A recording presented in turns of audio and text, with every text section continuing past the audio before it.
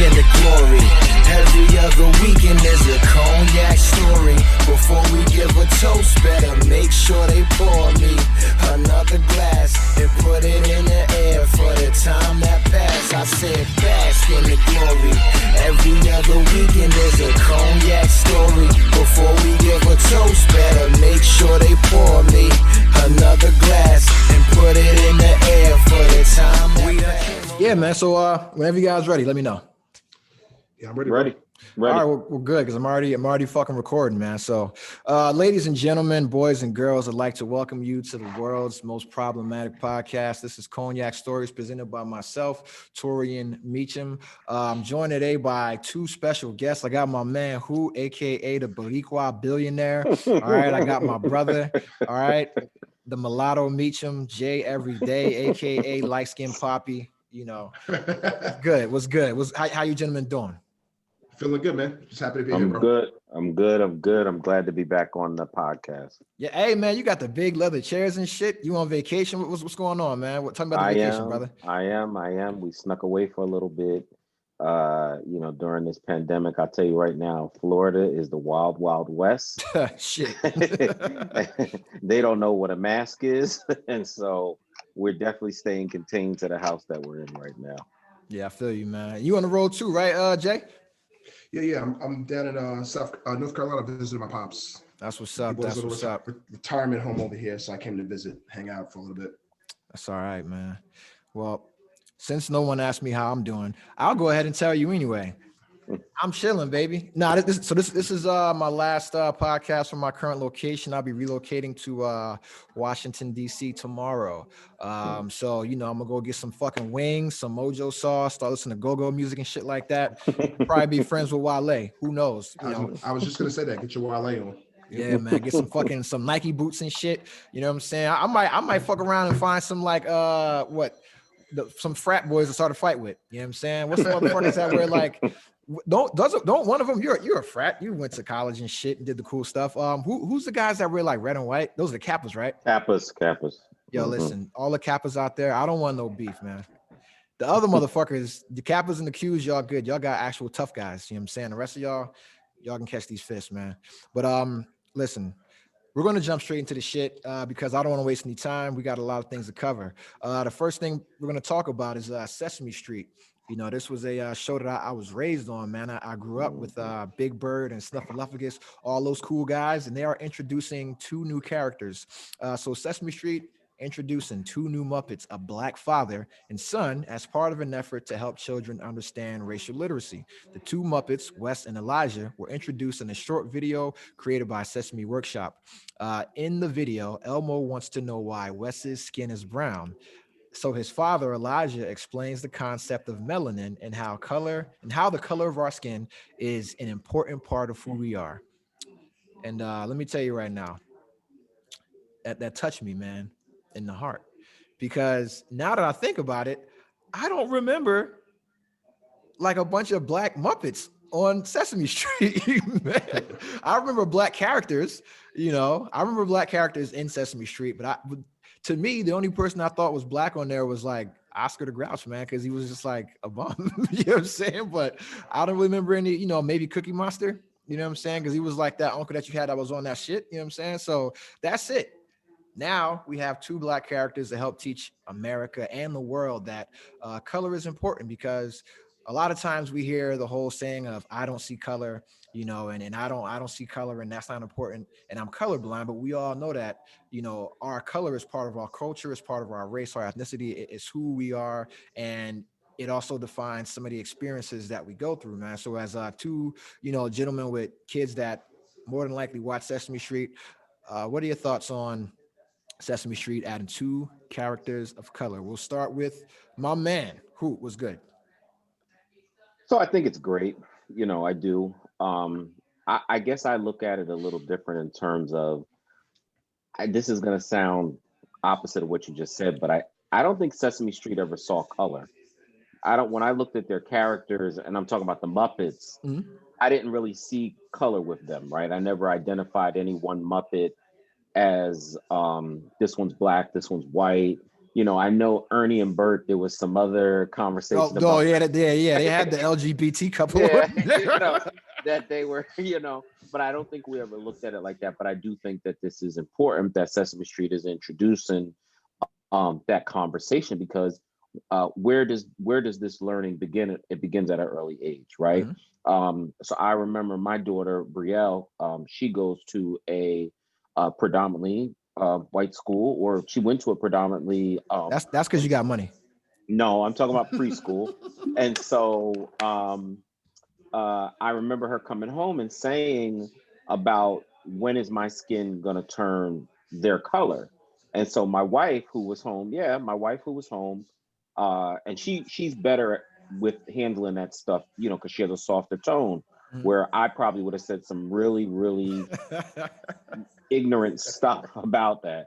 But you know, we explained to her about why her skin color is beautiful, why it's important, you know, and my wife has gone that extra mile to making sure that, you know, whenever there's African American characters on, you know, any kind of shit. Like last night we watched Bebe's Kids, believe it or not. I let them watch Bebe's Kids here. You know, they didn't want to watch it at first, but I thought it was important that they see some African. And as I was watching it, I said, man, they should have made some more, maybe not that harsh cartoons, but more cartoons like these, because I think it's important for the kids, you know, to see the characters that who they look like. And again, I think it starts at an early age. And just to finish up, I think it's important for young Caucasian, young Asian, young other races to see these things, because this is where it starts. It's homegrown and it starts at an early age. And if we instill that, you know, the one thing that we all are is human beings, and we can truly really realize that term, seeing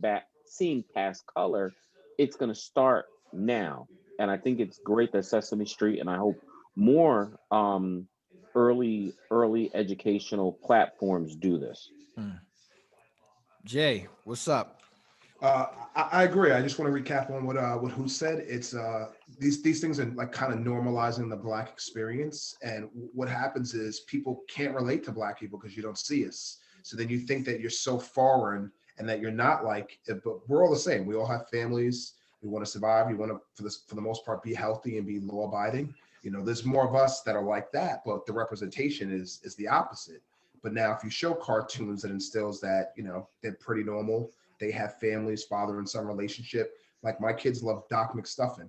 It shows a Black little girl that she's a doctor, and my girls dress up like her. They were doing pigtails like her. That's important, you know. It's important for parents. It's important for families. It's also important for people that are not minorities to see that we're pretty normal. You know what I mean? Yeah, man. It's healthy across the board. So I love it. So I'm gonna be honest, man. Like I think I got my whole education from different cultures. Like prior to being introduced to them, like as like a late teenager and adult, I got all that shit from TV, man. Like, you want to know where I learned about the Jewish culture from? Fucking the cartoon Rugrats. The cartoon Rugrats taught kids about Passover and fucking Seder, because they were essentially Russian Jews, right? And they incorporated their culture into that show. And then they also had Black characters. So they did Kwanzaa. I want to say it was Susie, who's the Black character on there. Cree Summer, shout out to Cree Summer. They did a Kwanzaa episode. And they, you know, of course, did the normal, you know, Christian, Judeo Christian holidays, whatnot. But they did all this other stuff as well to teach kids about these different components of just culture in general, man. And I remember, like, I was a kid. I was probably like 12 or 13 watching that shit. And I was like, oh, that's what Passover's about. You know, oh, that's what Hanukkah's about. Things like that. And, you know, I definitely, I can admire them doing that. And they added an autistic child on there. They added a child on there that, I want to say it was like homeless or, you know, was like poor, right? And they had a character that had like two same gender parents. So they're you know, I mean, that's like a conservative's worst nightmare, man. It is, you know, all these you know, scary things, these alternative lifestyles, you know, being, you know, taught to kids, because it's like they're not going to learn it at home, you know, because it's like, I'm being like, listen, man, true story. Parenting 101, bro. I dated a girl, right? maybe for like 2 years we lived together, right? She had a daughter. The woman, she was half black and half white, right? So her mom was black, dad was white. Her sisters looked completely white, blonde hair, blue eyes, and she looked like Stacey Dash a little bit, right? Except with bigger breasts. Them shit was nice. You know what I'm saying? But and so her daughter was half Puerto Rican and half Puerto Rican, a quarter black, quarter white, right? But the dad he was adopted, raised by white people, right? So he didn't identify with his Puerto Rican background, right? So when the daughter would go see the grandparents and the cousins, they were white girls. And when she would go see the family, like the dad's family, they were white boys, right? And like a white woman, like white people, right?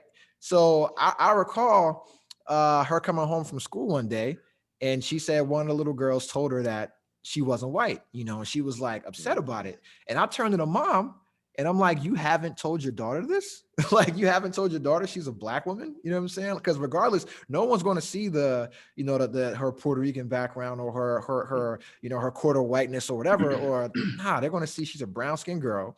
You know what I'm saying? And that's what she is. So she has to understand that she's going to get looked at differently, because there's a reason, like there's a whole component, to her culture that wasn't being taught, and then like when I started talking to her, it's like, yo, like, have you ever taught her about anything, black? And she was just like, no. And what the reason was, because the mom was like light-skinned, she thought that she passed for like white, you know what I'm saying? And when it got down to it, she didn't have any black female friends. Because if you got some black female friends, they're gonna gather your ass up and let you know what the fuck is going on, right? But she didn't have any black friends. They were all like Hispanic and white. And I'm like, yo, like, how that was some shocking shit. That like kind of, jam shit up with us. Cause I'm like, yo, man, I can't be raising, I can't be sitting there playing stepdaddy to a black girl who doesn't know she's black, and you guys have no intention of like teaching her any of that kind of shit. Cause really, is that my job to teach her about her blackness when I'm not her parent at all? You know what I'm saying? You want to hear something funny that I could chime in on? What's that? So majority of my friends are mostly black, and I have friends of mixed race, but most of my close friends are from high school, which they're minorities, because that's where you align yourself with people that look like you.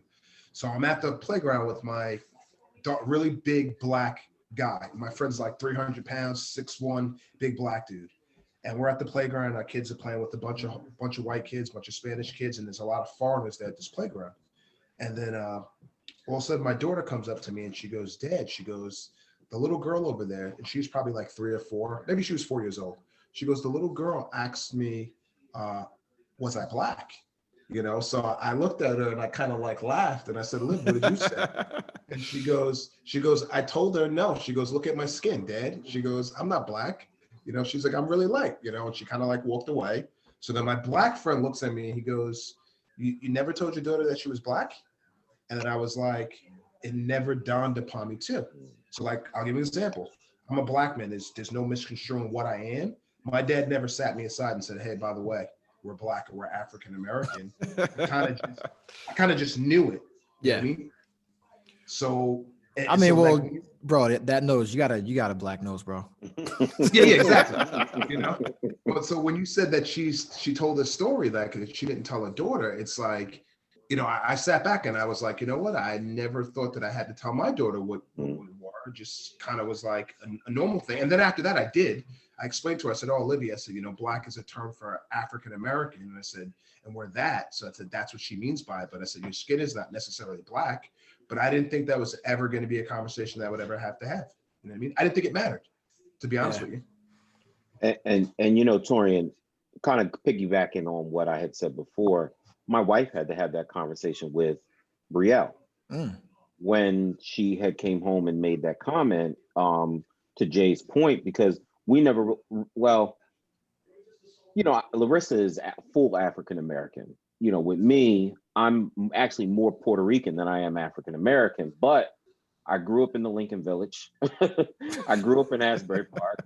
My grandmother, who's the predominant matriarch in my house, is African American. I grew up on collard greens and black eyed peas. I'm black, and that's the end of the conversation. Yeah. Actually, more people who are Hispanic dislike me because I don't speak it, or don't speak the native tongue, and it took me a really long time. So, I had to follow up with Brielle and say, listen, baby, we're African American, you know, and she's like, but mommy said you're also Spanish. And I said, yes, that too. But, you know, that's not what the police see, you know, and that's how I ended that conversation with her. But to Jay's point, no one ever had to sit us down and say, hey, you're African American or Black. It was just, you knew what you were, you know? So am I, so am I overreacting, or am I like being irrational by thinking that if you have a mixed race child that you should tell them, hey, this is what you are, or it should just like develop naturally? Because my fear, right, is that like I have a daughter. My daughter is super Black, right? But it's like if I were to be with, you know, someone else that wasn't Black, it's like, okay, is there going to be some like moment where we got to sit down and say, hey, you know, you're this and you're this, and here's what we teach you about it, or is it even important? I think it is, and I think it is, and I'm gonna tell you why. One of the other things you will see, Torian, is also it all depends on where you live, right? Mm-hmm. So one of the things that originally Larissa and I, when we were looking for homes, was we wanted to live in neighborhoods with other African Americans. The problem is in Monmouth County, you're either living in Neptune, you know, where there's a huge, nice, large population. You're living in certain pockets, right? Yeah. My ideal place I wanted to live was really in northern New Jersey because there's more African Americans, you know, with, you know, degrees and different things like that you can kind of vibe with. So when that doesn't happen, right, because we grew up in pockets where when I looked across the street, there was nothing but Black people, right? So we never had to have that conversation, to Jay's point. But when Brielle looks across the street now, she sees some white kids. So it's different for her. And I had, you know, so those conversations had to be had. And then, you know, so what we also have done is made sure that, you know, not that it's a segregation, because Brielle, Brielle plays with her white friends. She has white friends. We don't, you know, we're not racist. We're you know, I hate saying that because when you say that, you sound like a racist. But I got white friends. My baby, and she doesn't, and Brielle does not see color. To her, it's a rainbow. She loves everyone, and that's how it should be in America. Yeah. That's how it really should be. But we also want to make sure that she understands her roots and where she comes from, because in the mirror, she's a Black girl, you know? And I think that gets lost with a lot of young African-American kids who come up in maybe a more middle-class society, because they kind of lose that, you know, they lose some of that, or they don't feel that identity because they feel like they have to fit in to this other culture, you know? And so I think it is important, Torian, that we do have those conversations. Jay, you were saying? No, it's one of those things that I think how you look. And so like my wife's brother, he's of mixed race, but he looks like a white guy. He's like Logic, so the world views him as a white guy. So if you ask him what he is, more than likely he's going to say that I'm white, because that's his representation. You know, it's the same as my daughter. She's really light. She's got light brown hair. She's got blue eyes. So the world, when they see her, they're like, well, we don't know what you are. You know, so she's going to have to be able to tell people more than likely that she's African American. But if she wanted to say she was Spanish, she could pass. If she wanted to say she was mixed, she could pass. If she wanted to say she was really white and her hair was straight, she'd probably pass. Like, it's just, you know. So I think it's important that you share it with her, but I don't think it's one of those things that it really defines, you know, you are what you are. It's not going to really define. If I didn't, it wouldn't define her makeup. Like, she would figure it out. You know what I mean? Yeah, I feel you, man. That's all right, man. You know, shout out to everybody with daughters out there, man. That shit is rough, man. Like, I look at my daughter all the time, man. I'm like, she's gonna get away with so much shit. And if I had a son, like, she would be thrown across the room for it. You know what I'm saying? Like, it's crazy, man. Like, my daughter like spit all in my face today. I was like holding her up and kissing her, and then she just was like, just spit all in my shit, right?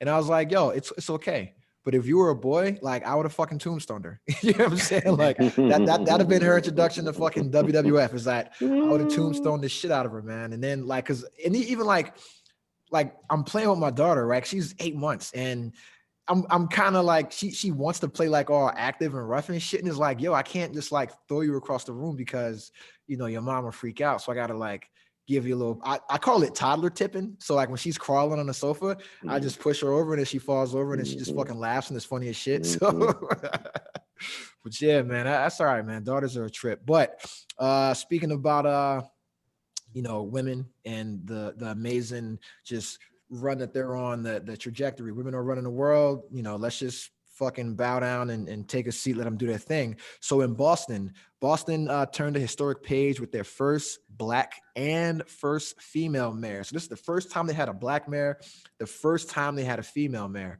So the new mayor is Kim Janey. So from the Associated Press, Kim Janey, who was a child who had rocks hurled at her school bus during Boston's desegregation era, she makes her historic elevation as the first woman and first Black person to serve as mayor in the city with her swearing in last Wednesday. She replaced fellow Democrat Marty Walsh, who was reassigned to become President Joe Biden's labor secretary, and she was previously the city council president, and she will serve as the acting mayor until the mayoral election next fall.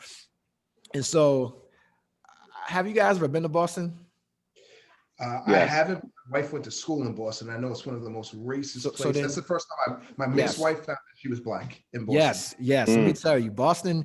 I learned a bunch of stuff in Boston. Boston refers to Black people as Mondays. You know what I'm saying? And I learned that because I had a white friend up there, a white coworker, right, who was from Boston. And every time like he'd be around some Black folks, he'd be talking about, man, I fucking hate Mondays. And they'd be like, Thursday, bro. You know, it's like, I just can't fucking stand Monday. So then I asked another Black person who's from Boston, what the fuck did that mean? And he was like, oh, that's a code word for Black people that they use in Boston. They call them Mondays.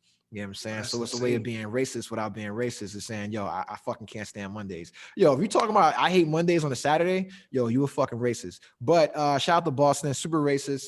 But you guys have a Black mayor for at least 6-7 months until, the whites unite and elect a white mayor.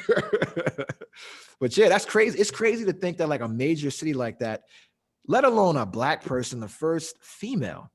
You know what I'm saying? Like that's insane. But what is there left for like females to be the first at? Because I feel like we've had besides president, obviously, right? We've had the first female vice president. We got female coaches in the NBA and the NFL.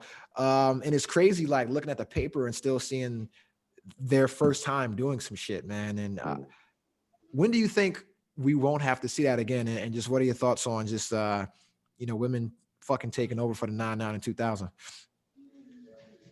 I mean, me personally, I think it's always going to be a man's world, and it's just the way it is. And I think right now you're seeing like a radical like rebalance of things, just because that's the current timeline. But I think it'll spin back and be the same. Like, not to be negative, because I do have daughters, but I think there's just point in time we're very inclusive. I think it'll spin back and it'll be a time where we won't be as inclusive. Like right now, you have, due to COVID, the more women are out of the workforce than there's ever been. That'll be an excuse in the future that they'll say, well, you know what, men are more employable because God forbid we ever have a pandemic. Women are going to be the first people to leave the workforce. So, justifies why they should pay you and me more because I've never left the workforce, even though I do have children. Yeah, well, they had to go be caretakers, man. Yeah. Yep. Listen, I think it's just for the current like trend is to be inclusive. So the inclusive of minorities and inclusive of women's, but I think the trend will go away, unfortunately. So the term first is always going to be there, Torian, because women didn't have the rights as the white man did when they came over here on Plymouth Rock. Just like there's always going to be the term for African Americans first. The first African American this, the first African American that. The same thing is going to be the case for women.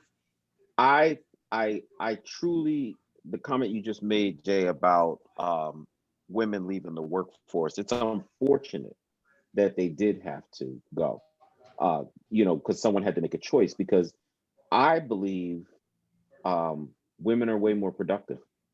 I agree. I agree as well. I run 17 McDonald's locations now. The predominant women who run the predominant people that run my restaurants are women, and they're the best at their job. You know why? Because they run households. They know how to balance. They're multitaskers. Women are the shit. And people need to realize that if we had a woman president, if we had more women in the Supreme Court, if we had more women in the Senate, we had more women in Congress, we'd be getting a lot more done. it's really sad that it's still this, and that we get into these gender roles. And I know I'm even to fault because, my wife is the predominant one with the children, but she also has a career herself, and the way I try to balance that is I try to give her as much support as I can when I can't be there, because she still has her own job. She has her own goal. She has the things that she wants to do. And it's not fair that she gets sidetracked because she has children. So again, women kind of get behind because of that sometimes. Now, just to get to this mayor in Boston, I think is great, but it's short term. We all know this. We all know Boston is racist. One of my favorite movies is The Departed. And you get to see Boston live and in living color. Boston and Philadelphia, I consider them twin sisters in their racist in the Northeast. That's the reality of the situation. It would be great if this woman was elected to a full term, but it's highly unlikely that it's going to happen. But congratulations to her on being the first in Boston to do it. Yeah, man, that's it's I like to say that I'm proud, man, like, because we came up in the era where we went from like seeing like what Jesse Jackson run for president, and it was like a fucking joke, you know what I'm saying? But then things kind of got serious once we started to see a lot more of us in politics and holding prominent seats, and we all always thought like Colin Powell was going to be the guy, but then we had Barack Obama come, so it's like our grandparents, our parents got to see a black president. They went to segregated schools. They grew up seeing MLK get shot, and then they got to see a black president. Now you got a black female president, little, Asian American kids. They get to see, I don't want to say like Kamala Harris is like the token, Kamala Harris is like the token Asian, but she's fucking Indian, bro. Like she's Indian and black, and you got all these other people. Who's that in the background? There's some noise in the background. Somebody's in the background super loud. Yeah. So, so it's like, you've got to see like all these just different people, from women in the Supreme Court to women being NFL coaches to women holding the vice presidency. And then after Joe Biden has an aneurysm, she'll be the president, so, it's just kind of refreshing, man, to see all this happening, especially being a parent with daughters, it's just, it's all right. So that whatever's in the background, that's like coming out super loud. Oh, is it? Yeah. Hold on. Let me see if I can move. Hold on. Give me 1 second. Yeah, I'm gonna go ahead and mute you. Yeah, mute because the fans are gonna get mad and they're gonna curse you out in the comments, man. So just stand by for that.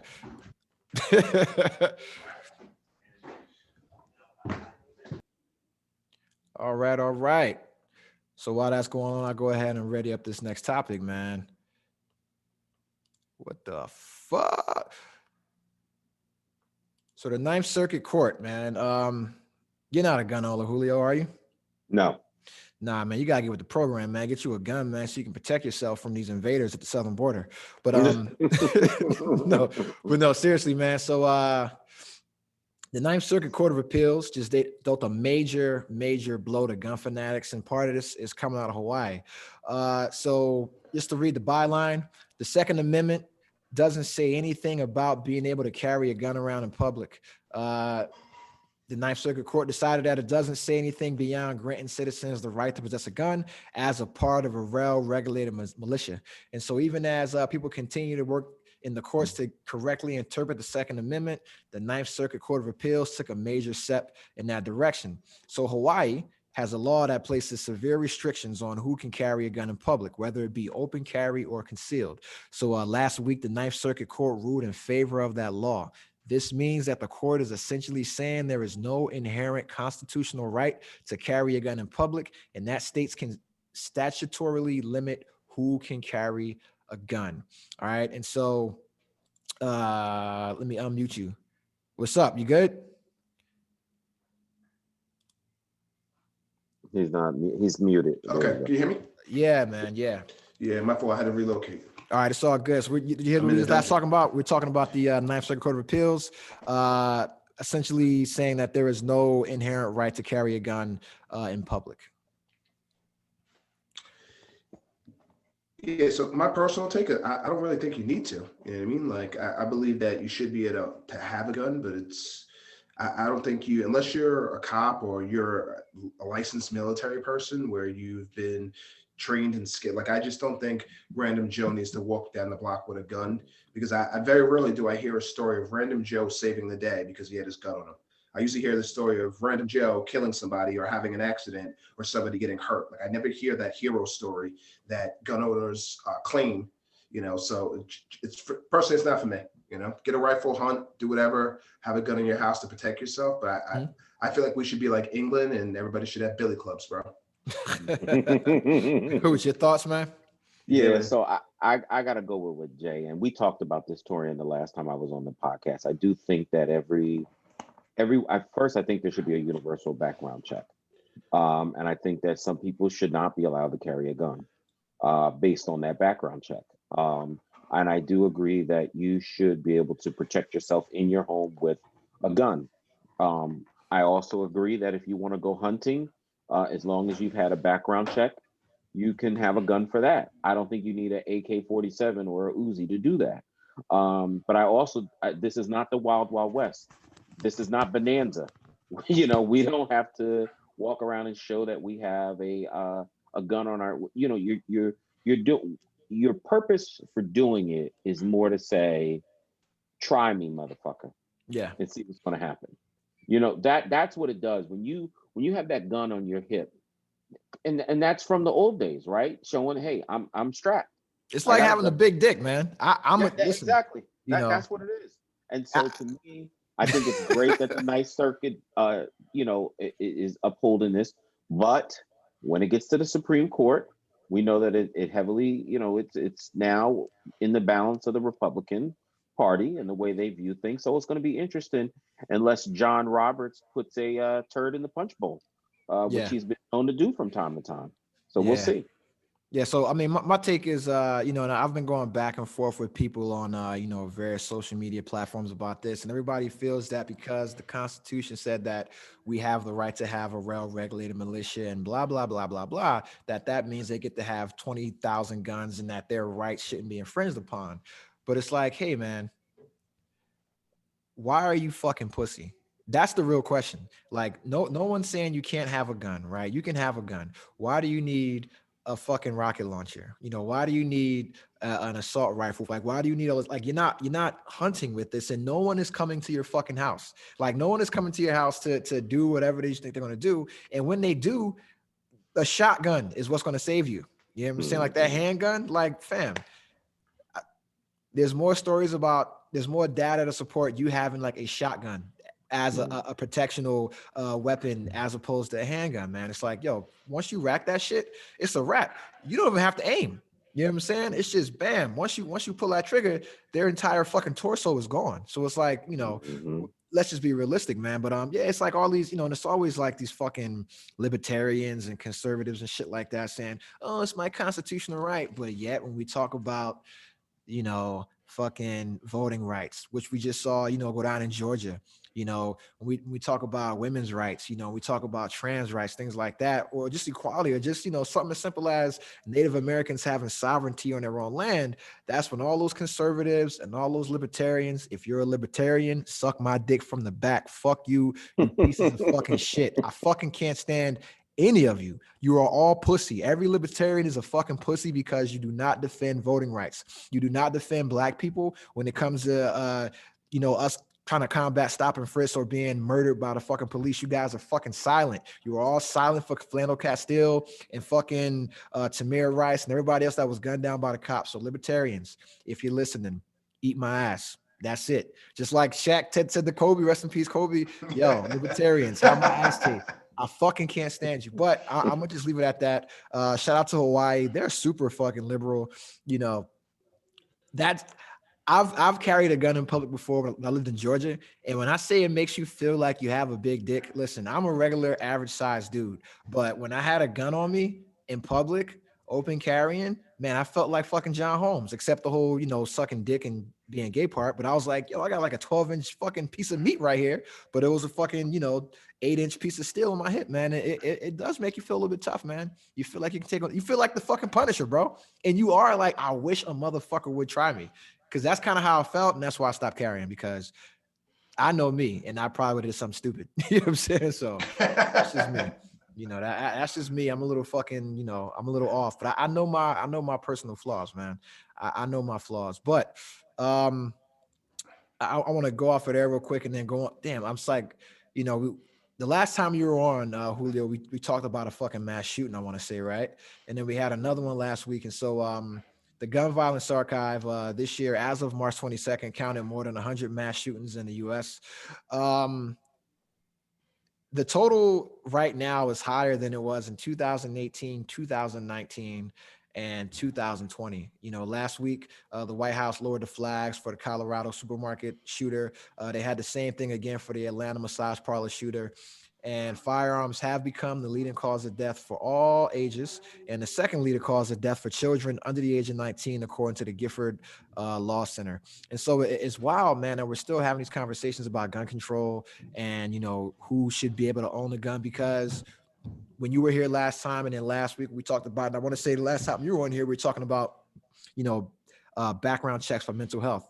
And the shooter who they're trying to paint as being some radical Syrian terrorist, he was somebody, had they done a background check because he had an assault charge and a mental health background, if a background check would have been completed properly, he wouldn't, like, he bought a gun the same week that they fucking struck down the law to ban assault style weapons in Colorado, you know, and you still have people trying to like fucking like say, oh, you know, I can't have my rights infringed upon. Like, it's just fucking nuts, man. Like, I'm gonna be honest, man. Like, I've been at a mass shooting at my workplace back in 2019. You know what I'm saying? And it's like, I'm not like, I didn't think it affected me, man. Like, I've had a gun in my face before in the hood. You know what I'm saying? I wasn't that scared, you know, but dealing with some shit at the workplace, like, I'm gonna tell you right now, man, like, where I'm at now, I'm on like the second, third floor. I'm at the third floor. So people from higher floors, when they open their outdoor, like, fucking screen doors and shit, there's like flashes of light that come in the apartment and shit. And I'm like, fucking this, man. I'm like fucking, you know, like a goddamn Vietnam vet in this motherfucker. Like, yo, who the fuck is aiming at me? And that's because, like, I mean, we've had, I want to say I've had two up at, like, in the Navy. I've been through like two of those and shit damn near. So it's like, yo, that's just me. Are y'all motherfuckers like, are y'all still cool? Or when y'all go somewhere, y'all like checking the exits and looking at which one of these guys want to come here and shoot this motherfucker up? I mean, I personally don't live my life in fear. I kind of like, you know, even though I see it happening, it's as a guy with kids, like, I'm more alarmed that some kid that's going to say that he was bullied or something happened and he runs into school and starts killing people. I'm just shocked that it continues to happen over and over and over and over and over, and people don't support stricter gun laws. Like, it seems like, and then it just, what annoys me is you see, like, I saw this argument. They said, oh, when the Democrats get in control, there's a ton of mass shootings. Yeah, I saw that. So that was false. Yeah, so it's, and you know, it's propaganda, but it's like both sides need to come together and something needs to be done about it, because it never happened in my childhood where there were mass shootings, and now it's become normalized, you know, and it's like, when I was a kid, they blamed rap music for everything. So rap music's been around for 20 years. So what are you going to blame it on now? Because we didn't have that listening to hip hop in the 80s. It's Fortnite. It's Fortnite. Yeah, Fortnite's making the kids come to school with pickaxes and fucking shotguns and shoot each other and then build fucking structures. Yeah, it's just sick, man. Just, you know, but they need to do something serious, you know? Yeah, man. You know, just real quick on this topic. Yeah, you good. First, and this kind of, I want to link back to something else we talked about. Majority of the mass shooters are men, not women. And so, you know, you have to ask yourself why. And I was watching an episode of Bill Maher the other day, and he summed it up great. They can't get no pussy, you know? So, I mean, that's what I was going to say. You know, and that's what he says. If some of them just got some game and got a piece of pussy, you know, they wouldn't be so angry and so, you know, built up and picked on in a lot of cases, you know? Yeah.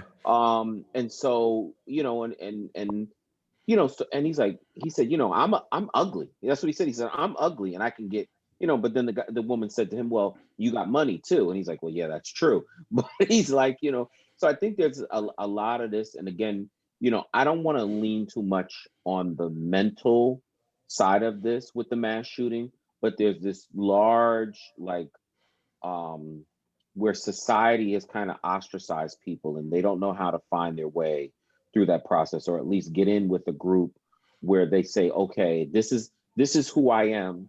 I accept who I am, and I need to find people that I can be around. And when I say that, I don't mean angry white people trying to shoot people, but I think whatever they're trying to fulfill in being in a social circle, they they want to be a part of it, but they're so angry and they can't do it, and then they go out and do these mass shootings. Yeah. And I think that that's what you're seeing. And again, I just believe we need a universal background check.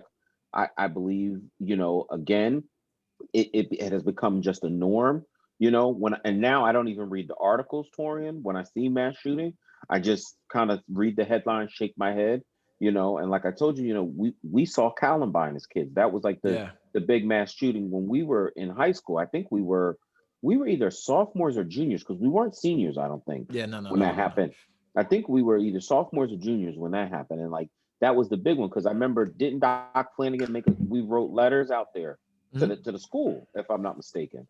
And so, that's become, the thing, and it's just become a norm, and to be honest with you, I do check the exit signs when I'm at the movie theater. Yo, because it should have happened in Aurora, Colorado, man. Man came in there like Joker, shot that motherfucker up. Like, I sit all the way in the back. I also go to the expensive theater, so that kind of stuff doesn't happen there. That's only in the fucking little cheap ass theaters where the seats don't fucking recline and shit. You can't order a fucking glass of wine at your seat. But I go to like the luxury ones and I sit all the way at the top, because there's another exit at the top that I can just fucking dip out of, man. Because listen, man, like, this shit is crazy, and I'm already traumatized from being in the military, man. I'm not trying to, be around here like fucking, Fire Marshal Bill all crazy and shit. But yeah, man. But so listen, man, fucking New York, New York, New York, man. So I normally have a shit ton of things to say negative about New York and NYPD, but the city council and the civilian review board, they've done a bunch of great things, from releasing the discipline records and misconduct records from shitty, dirty cops, to now they have been the first city, the first state, the first major police department to end qualified immunity. So last week on Thursday, the city council voted to end qualified immunity. The decades-old protection has prevented officers from being sued or being liable for misconduct. And New York is now the first city in the country to end qualified immunity. And this measure was passed as a part of police reform bills. Critics argued that scrapping the protection will make officers less aggressive in fighting crime if they have to worry about lawsuits. But City Council Speaker Corey Johnson said, this has been used to deny justice to victims of police abuse for decades. All right. So, rooted in our nation's history of systemic racism, qualified immunity denied freedom riders justice, and it has been used to deny justice to victims of police abuse for decades. It should never have been allowed. And he is proud to see it end there in New York City. Now, with him mentioning the freedom riders, for those listeners out there that don't know, what that was is that when they were trying to desegregate the South, and particularly the bus line, you had whites that would go on the bus with blacks, and they would ride the Southern buses together. And the police were the ones that would come out and snatch them off the bus and beat the shit out of them or kill them or turn them over to the fucking KKK. Or when you had, civil rights protesters down there, the police were the ones that would fucking sick dogs on them and fuck them up and turn them over to the KKK, things like that. And, citizens could not sue them, and for anyone to think that this isn't a racist policy, fuck you. That's it. That's all I'm gonna say, man. Like, I'm tired of treating ignorant people with fucking kid gloves and being like courteous and nice, because they're not nice to us. They're not. When you see people, posting fucking memes of George Floyd getting kneeled on, things like that, and think it's funny, it's like, you know what? I can't be nice to you guys. Like, God forgives. I don't. You know what I'm saying? So, why be nice to these people, man? So, like, the people out there that don't think these policies are racist, go fuck yourselves and eat a dick or eat shit. Your choice. Both of them suck. You know what I'm saying? That's just my thing, man. But New York is making this turn from being one of the most corrupt fucking cities in the country to be in this place of reform. And it is from all these young people that are in the city council, all these young legislators and aldermen and women that are just out here. They're getting shit done, and they're not letting their pockets be padded by the fucking police lobbyists and the fucking, the goddamn PBA, things like that. Like, these are the same fucking guys that didn't want to use body cams and didn't want to have dash cameras. You know what I'm saying? Like, didn't want to have, fucking, like, if I'm interrogating somebody, like that fucking video to be able to be released because what happened. You know what happens back in the day when they would force confessions out of fucking people who probably didn't do shit. They would just beat the fucking shit out of them, and it's just like, New York is actually, they're actually making a round turn and leading the nation in these reforms, man. I'm happy to see it. Normally I would have a million shitty things to say about New York, but this is like the second month in a row where there's been some major legislation that's been passed that is looking promising, man. So I know, Jay, you're a resident in New York and you have stores in New York. We'll start with you, Jay. What are your thoughts on New York City not being so shitty? Well, besides Cuomo, right now, I think New York is they're leading the way, and what they're doing is they're establishing a precedent of accountability of what officers and police haven't had. There's been no accountability. So I think what a lot of people get upset because, like, they sugarcoat things and they do initiatives, but there's never ever any policy change. So this is like the first time in my lifetime that you're starting to witness that policy is changing, and therefore it'll be reflective in reform. It'll be reflective in my life that I won't have to have an accountant because that officer is going to think twice, like, wow, if I do something wrong to a good Black person, I'm going to be punished, and it's going to be reflected in my career. Like right now, it's like you saw those cops that were, I think they list like the highest paid like officers, but they were also corrupt. Yeah. At the same time. So you have like bad behavior that's essentially rewarded. So you have a cycle of police work that rewards bad behavior to minorities. This is going to be the first time where you're going to start to see that there's repercussions for bad acts. And so essentially, I would hope that it fixes the police system, but at the same time, I think it's too easy to become a cop. But that's a whole other argument. Who's your thoughts, man? So I'm going to pick up exactly where Jay left off in terms of what you just said was so important, Jay, that it's too easy to become a cop. And so that's where my point is going to go with this, is that this is not enough. And this kind of goes back to the conversation, Torian, that you and I had a couple weeks ago on the podcast, is that we need huge comprehensive reform when it comes to police officers in our country. I am not a proponent of defunding the police. I'm a proponent of fixing how we police in this country. I think that that's important. I think that we could be a better society if we were able to do a lot better in terms of how we really look at how police should operate in this country. I think that this is this is huge, but it's a small leap for what the bigger vision needs to be. And New York City, I should say, could be a true vehicle for this. As long as we stay from the terms like defunding the police, that we cannot do. We need law and order in this country. Let's be clear here, okay? If someone robs me, I want to be able to call the police and have them come and take a statement, but at the same time, to Jay's point, I think that the process in which people can become police officers, and I had watched it, I wish I could remember the documentary that I watched that said, that there needs to be more guidelines on how you become a police officer. There needs to be more of a background check on mental and physical, on how, more on your mental and less on your physical, on how you become a police officer, understanding the psyche of these individuals. And I think if we did that, then we would see, some true change. But I think that this is great, but we need a larger, comprehensive change on how we police in this country. Yeah, I mean, just, for some clarification, it takes you longer to become a barber than it does to become a cop in most states. And, a lot of states don't have a requirement for any kind of college education or any kind of degree, and it's like, to be a beautician, it takes longer to be a beautician to be able to do hair and nails because of the safety regulations and training you have to go to. It takes longer to be a beautician, to be a nail salon tech, to be a lash tech than it does to become a police officer. And I'm not trying to, I have friends and family that are cops. Shout out to them. My man, Danny Adams down there fucking locking people up down in Memphis. That's my guy, right? And, you know, we have this conversation all the time. And it's like, fuck, man. Like, cause I've had friends that have like gone to college and like, and wanted to be cops. They were like good people that wanted to be cops and they got their criminal justice degrees and they get put on a fucking list for years. You know what I'm saying? And then you see somebody's fucking cousin who's a member of the fucking Proud Boys or hangs out with fucking neo-Nazis. They get picked up as a fucking cop, and then 3 years later, they got fucking 5 misconducts, and then we're seeing them storm the fucking Capitol. You know, it's like, so it's like, what?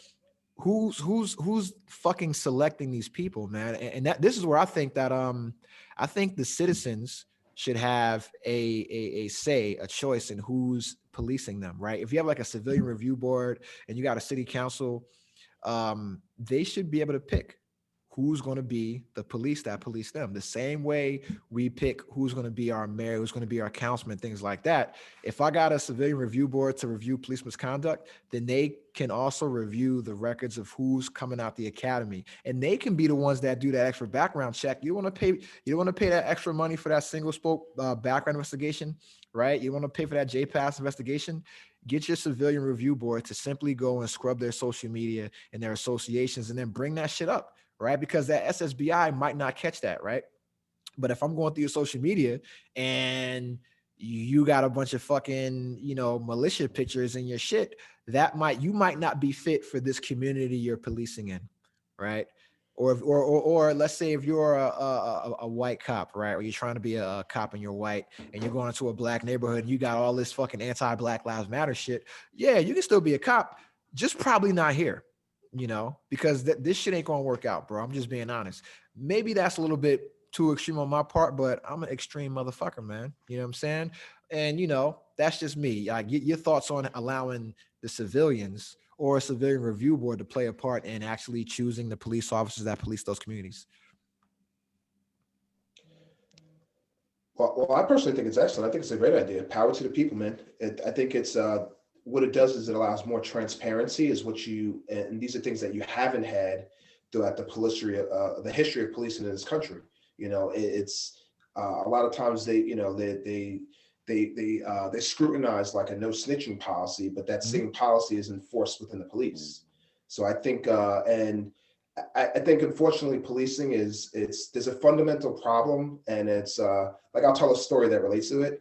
I'm with a buddy of mine, and he was, at the time he was Irish, so he takes me to this pubs in the city, and we're drunk off our like you-know-whats, and we're searching for another pub because it has discounts, and it's I think it was 2 black guys, it was 2 white guys, and we had a Spanish guy with us, Carlos, and we're lost in NYC, and we're drunk out of my mind.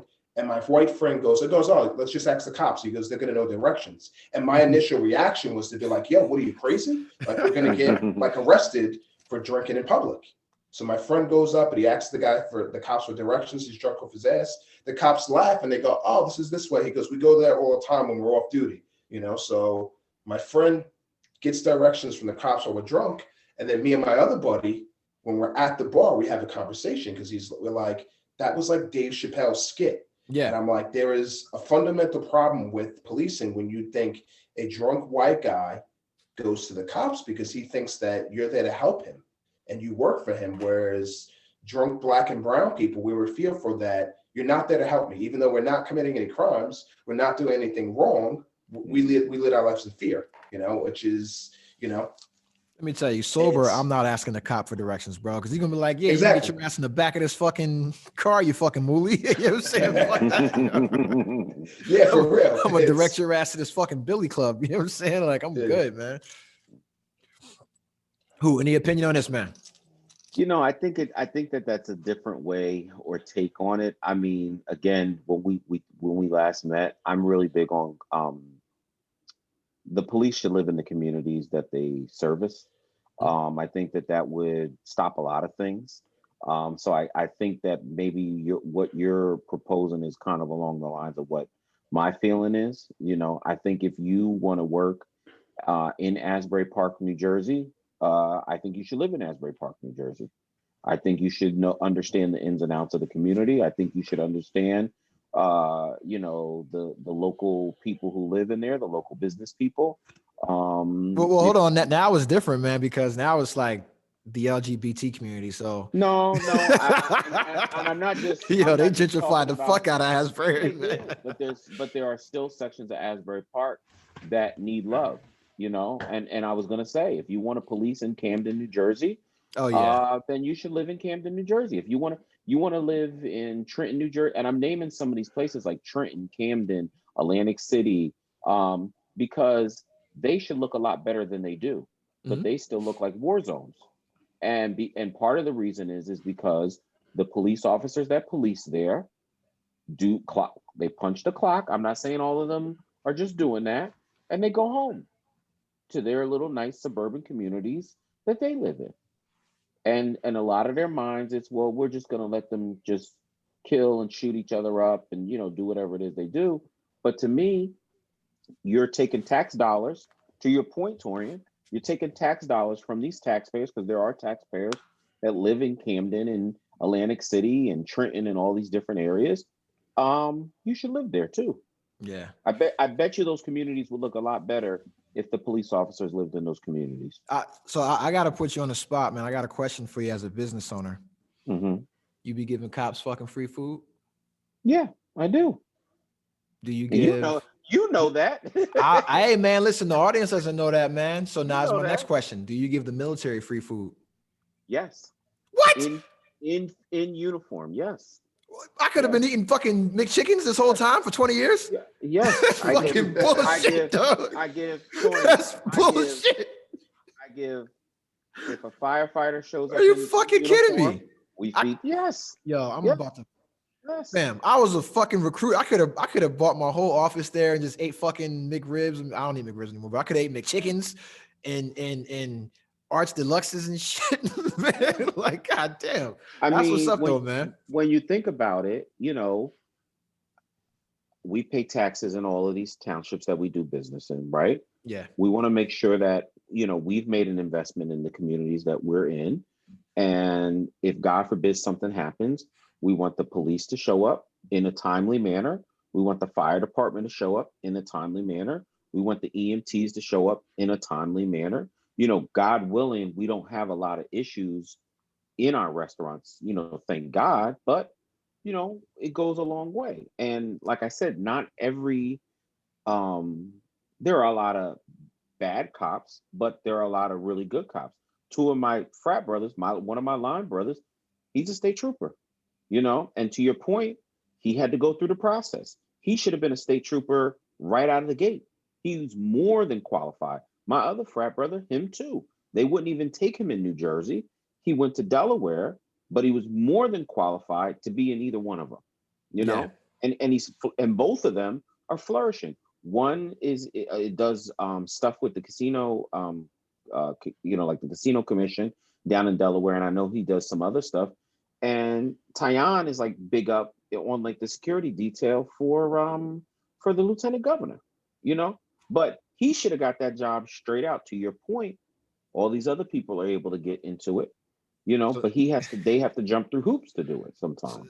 So now my next question, well, I'm gonna go right to you, Jay, because you're in Long Island. There's a lot of cops out there. Would you let your daughter date a cop?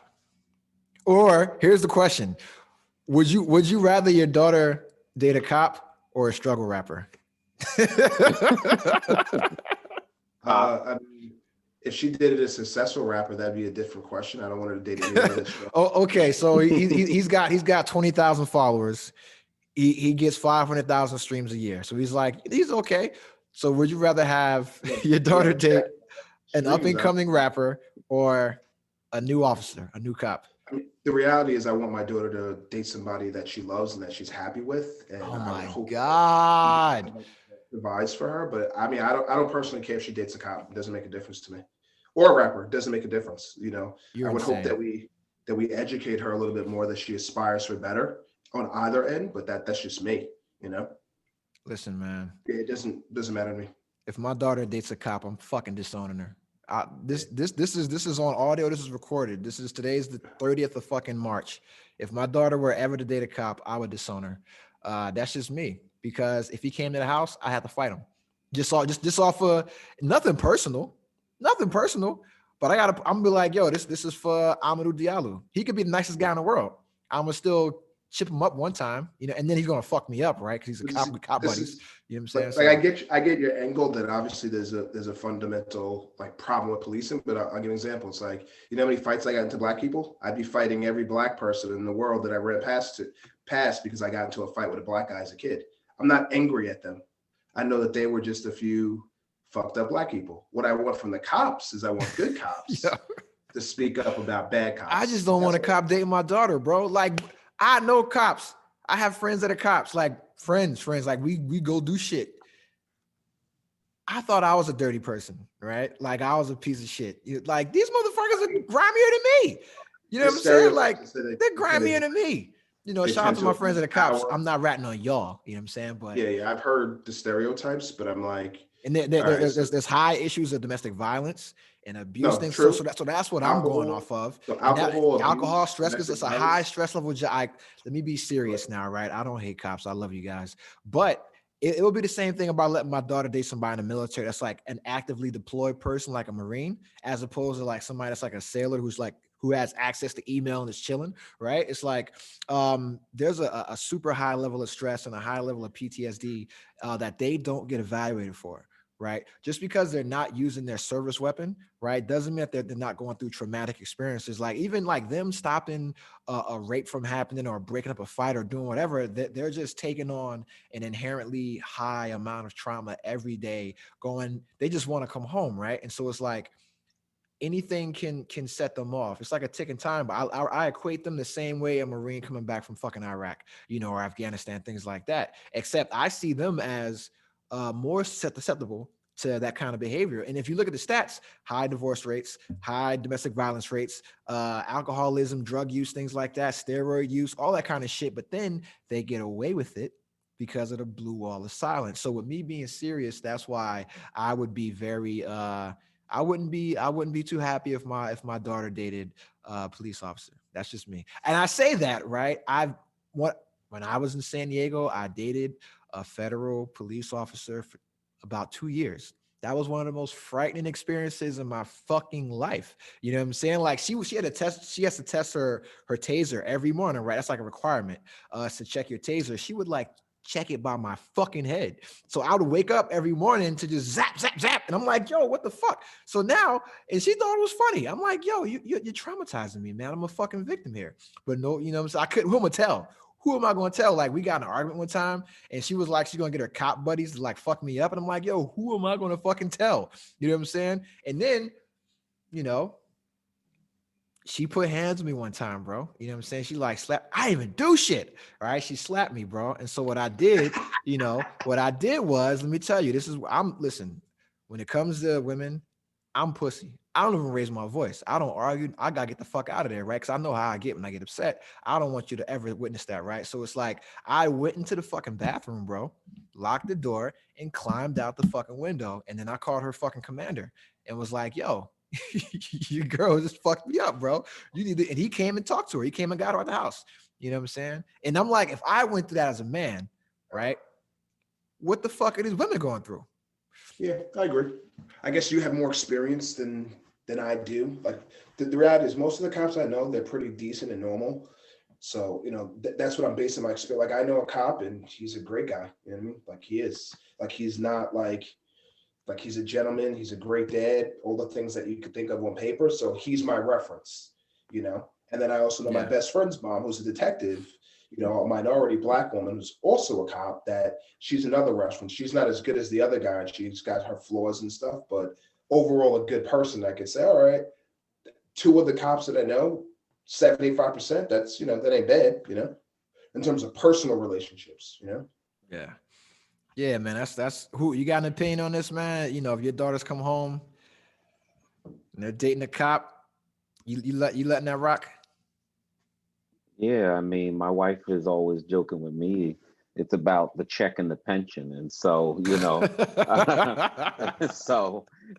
mean, And again, like Jay said, I want my daughters to be happy at the end of the day, right? And I want them to be with someone that they care about.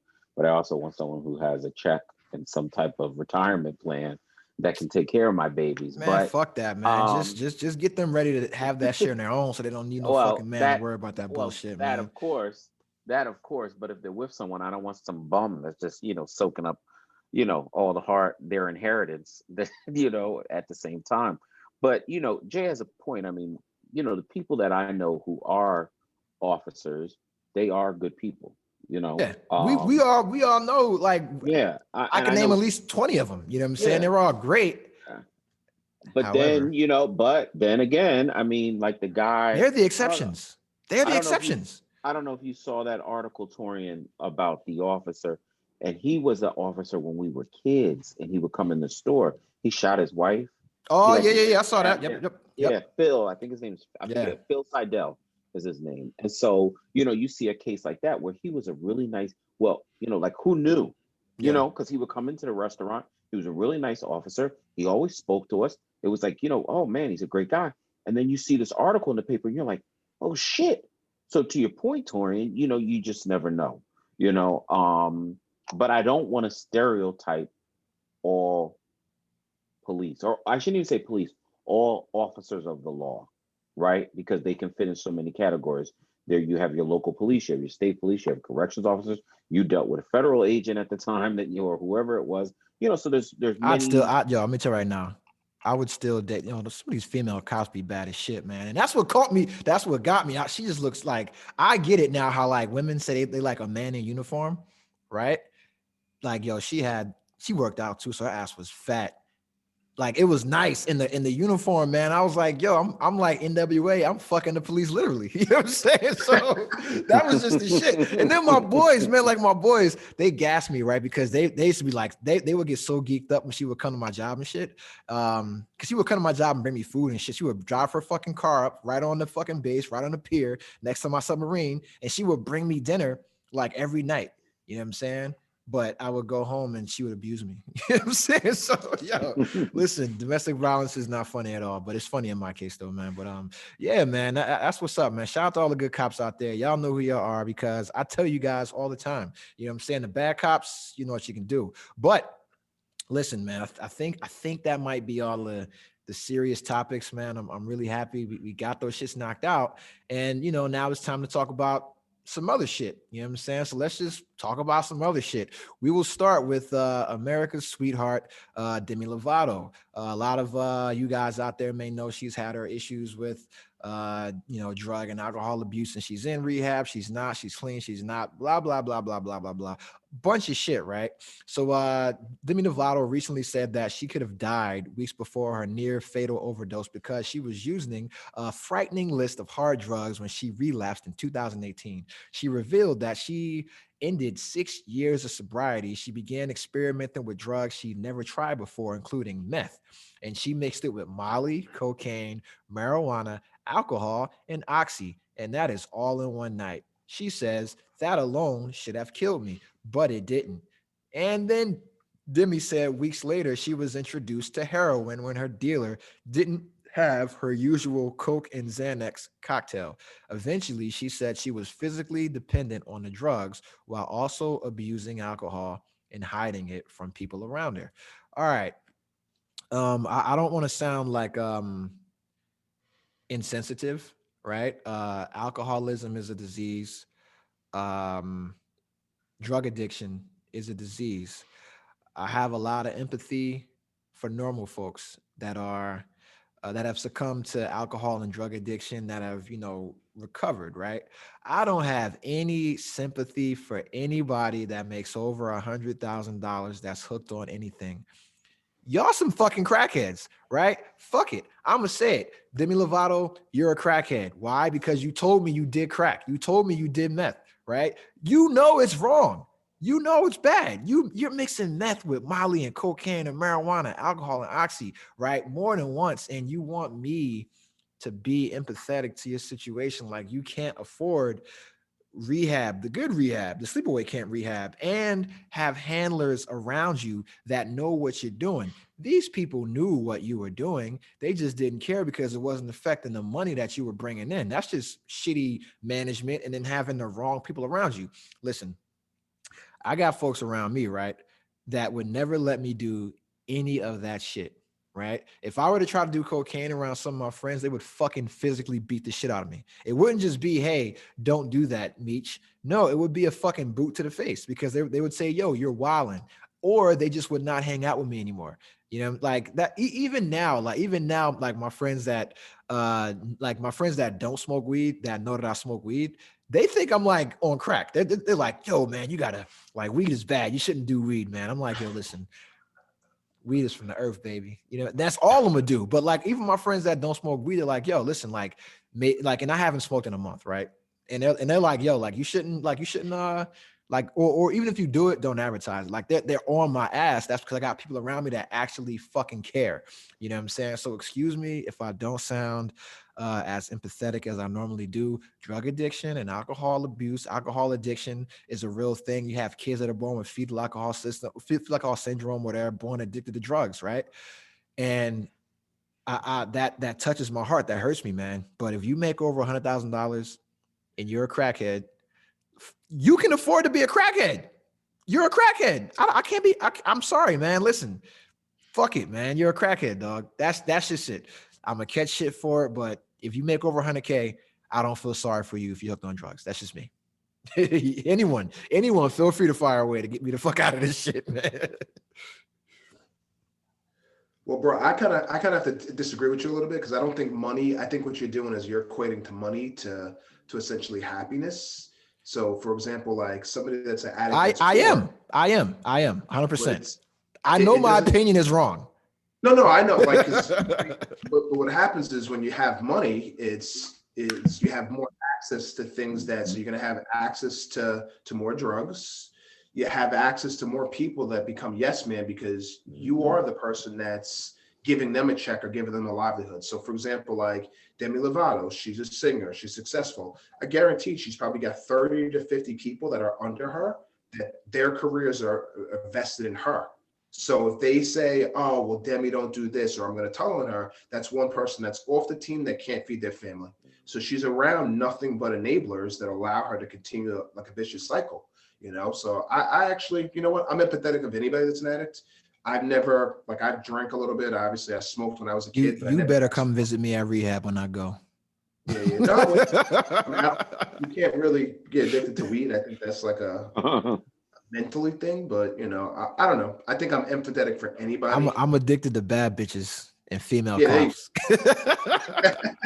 That's what the fucking problem is. But I think you just think like, oh, well, she's rich and she's famous and you shouldn't have problems. Those are the people that have more problems, bro.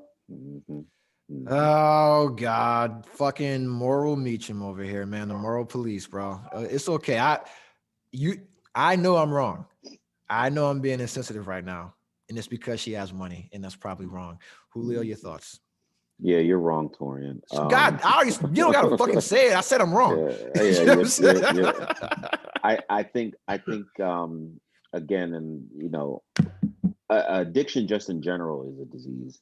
You know, and it doesn't just have to be drugs. You know, people are addicted to food. You know, people are addicted to porn. People are addicted. You know, they're addicted to. There are certain things that chemically go off in people's head around certain addictions, and it just turns them loose. And when you put money, and then when they have a pretty much a blank check to write to fix that vice, you know, it can go real sideways if people don't, particularly if they don't have self-control. Okay. If you have, you know, because you can have money, have vices, but also have self-control. The minute the self-control goes out the window, and it can go out of the window because of a chemical imbalance, or you just don't have that control that you think you do, you know, it gets lost. And if you're worth $100 million or you're worth $100,000, and you and to what Jay was saying in terms of access, you have this access to these different things, you know, then you're like, well, I can get whatever I want.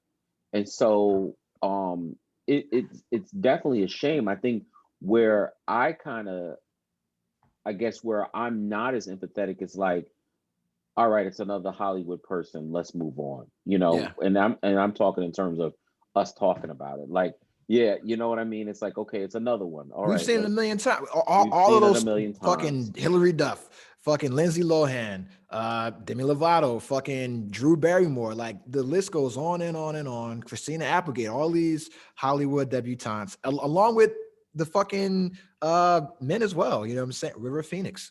You know what I'm saying? Fucking Charlie Sheen when he was a kid. Fucking God damn, I think what's the name? The dude that was in Lord of the Rings. Not Sean Elijah Astin. Wood. Sean Oh, Astin. Sean Astin. He did the drugs too. It was like a lot of the child celebrities, they're on some shit. I feel like that's Miley Cyrus. Yeah, her, Bieber, like all these kids. But then it's like Orlando Brown from fucking That's So Rape. He's a fucking nut job. But yeah, and it's just like, yo, Macaulay Culkin, man. Like, yo, it's like, fuck. It's hard for me to be empathetic when you got $10 million, man. I'm just like, yo, get some vagina, dude. Or if you're a girl, get some wiener, get some meat in your life. You know what I'm saying? Just like, what the fuck you like? Drugs, bro. Like like, smoking weed is cool, right? But you know what also is cool? The love of our Lord and Savior Jesus Christ. No, but yeah, let me chill though, for real, man. Wasn't it just like Good Friday? No, Good Friday is this Friday. We just had what the fuck just happened on Sunday? I'm all fucked up. Palm Sunday. Yes. When the fuck is Ash Wednesday tomorrow? Ash Wednesday. That happened already. That's in February. Dude, I don't fucking know, man. I'm sorry. I'm not tracking with my Christianity right now. You know what I'm saying? So my bad. But listen, you just got vaccinated. You got vaccinated. I'm the last dude left. I should be getting mine next week. So the Miami Heat are doing something that's kind of it's kind of interesting, man. They have COVID detecting dogs, and now they are doing vaccination only seating. The Miami Heat announced last week that they will be offering vaccine only seating at the America Airlines Arena for those with proof of coronavirus vaccination starting April 1st. So the team made a statement. They said the Heat have allocated 2 sections in the lower level for fully vaccinated fans. These seats will be located in sections 117, that doesn't matter, and these positive seats will be separated by just 1 seat. Fully vaccinated fans will be admitted through a separate gate and will require to present a proof of a Center for Disease Control issue COVID-19 vaccination card showing their vaccine certification date at least 14 days prior to the date, along with the government ID. The team noted that the international certificate of vaccinations will not be accepted. So you need the actual no shit card, right? And so we've seen states say they're going to open back up. And if you get vaccinated, you don't got to wear a mask. You don't have to social distance. You can go into the theater, blah, blah, blah, blah, blah. All this great shit, right?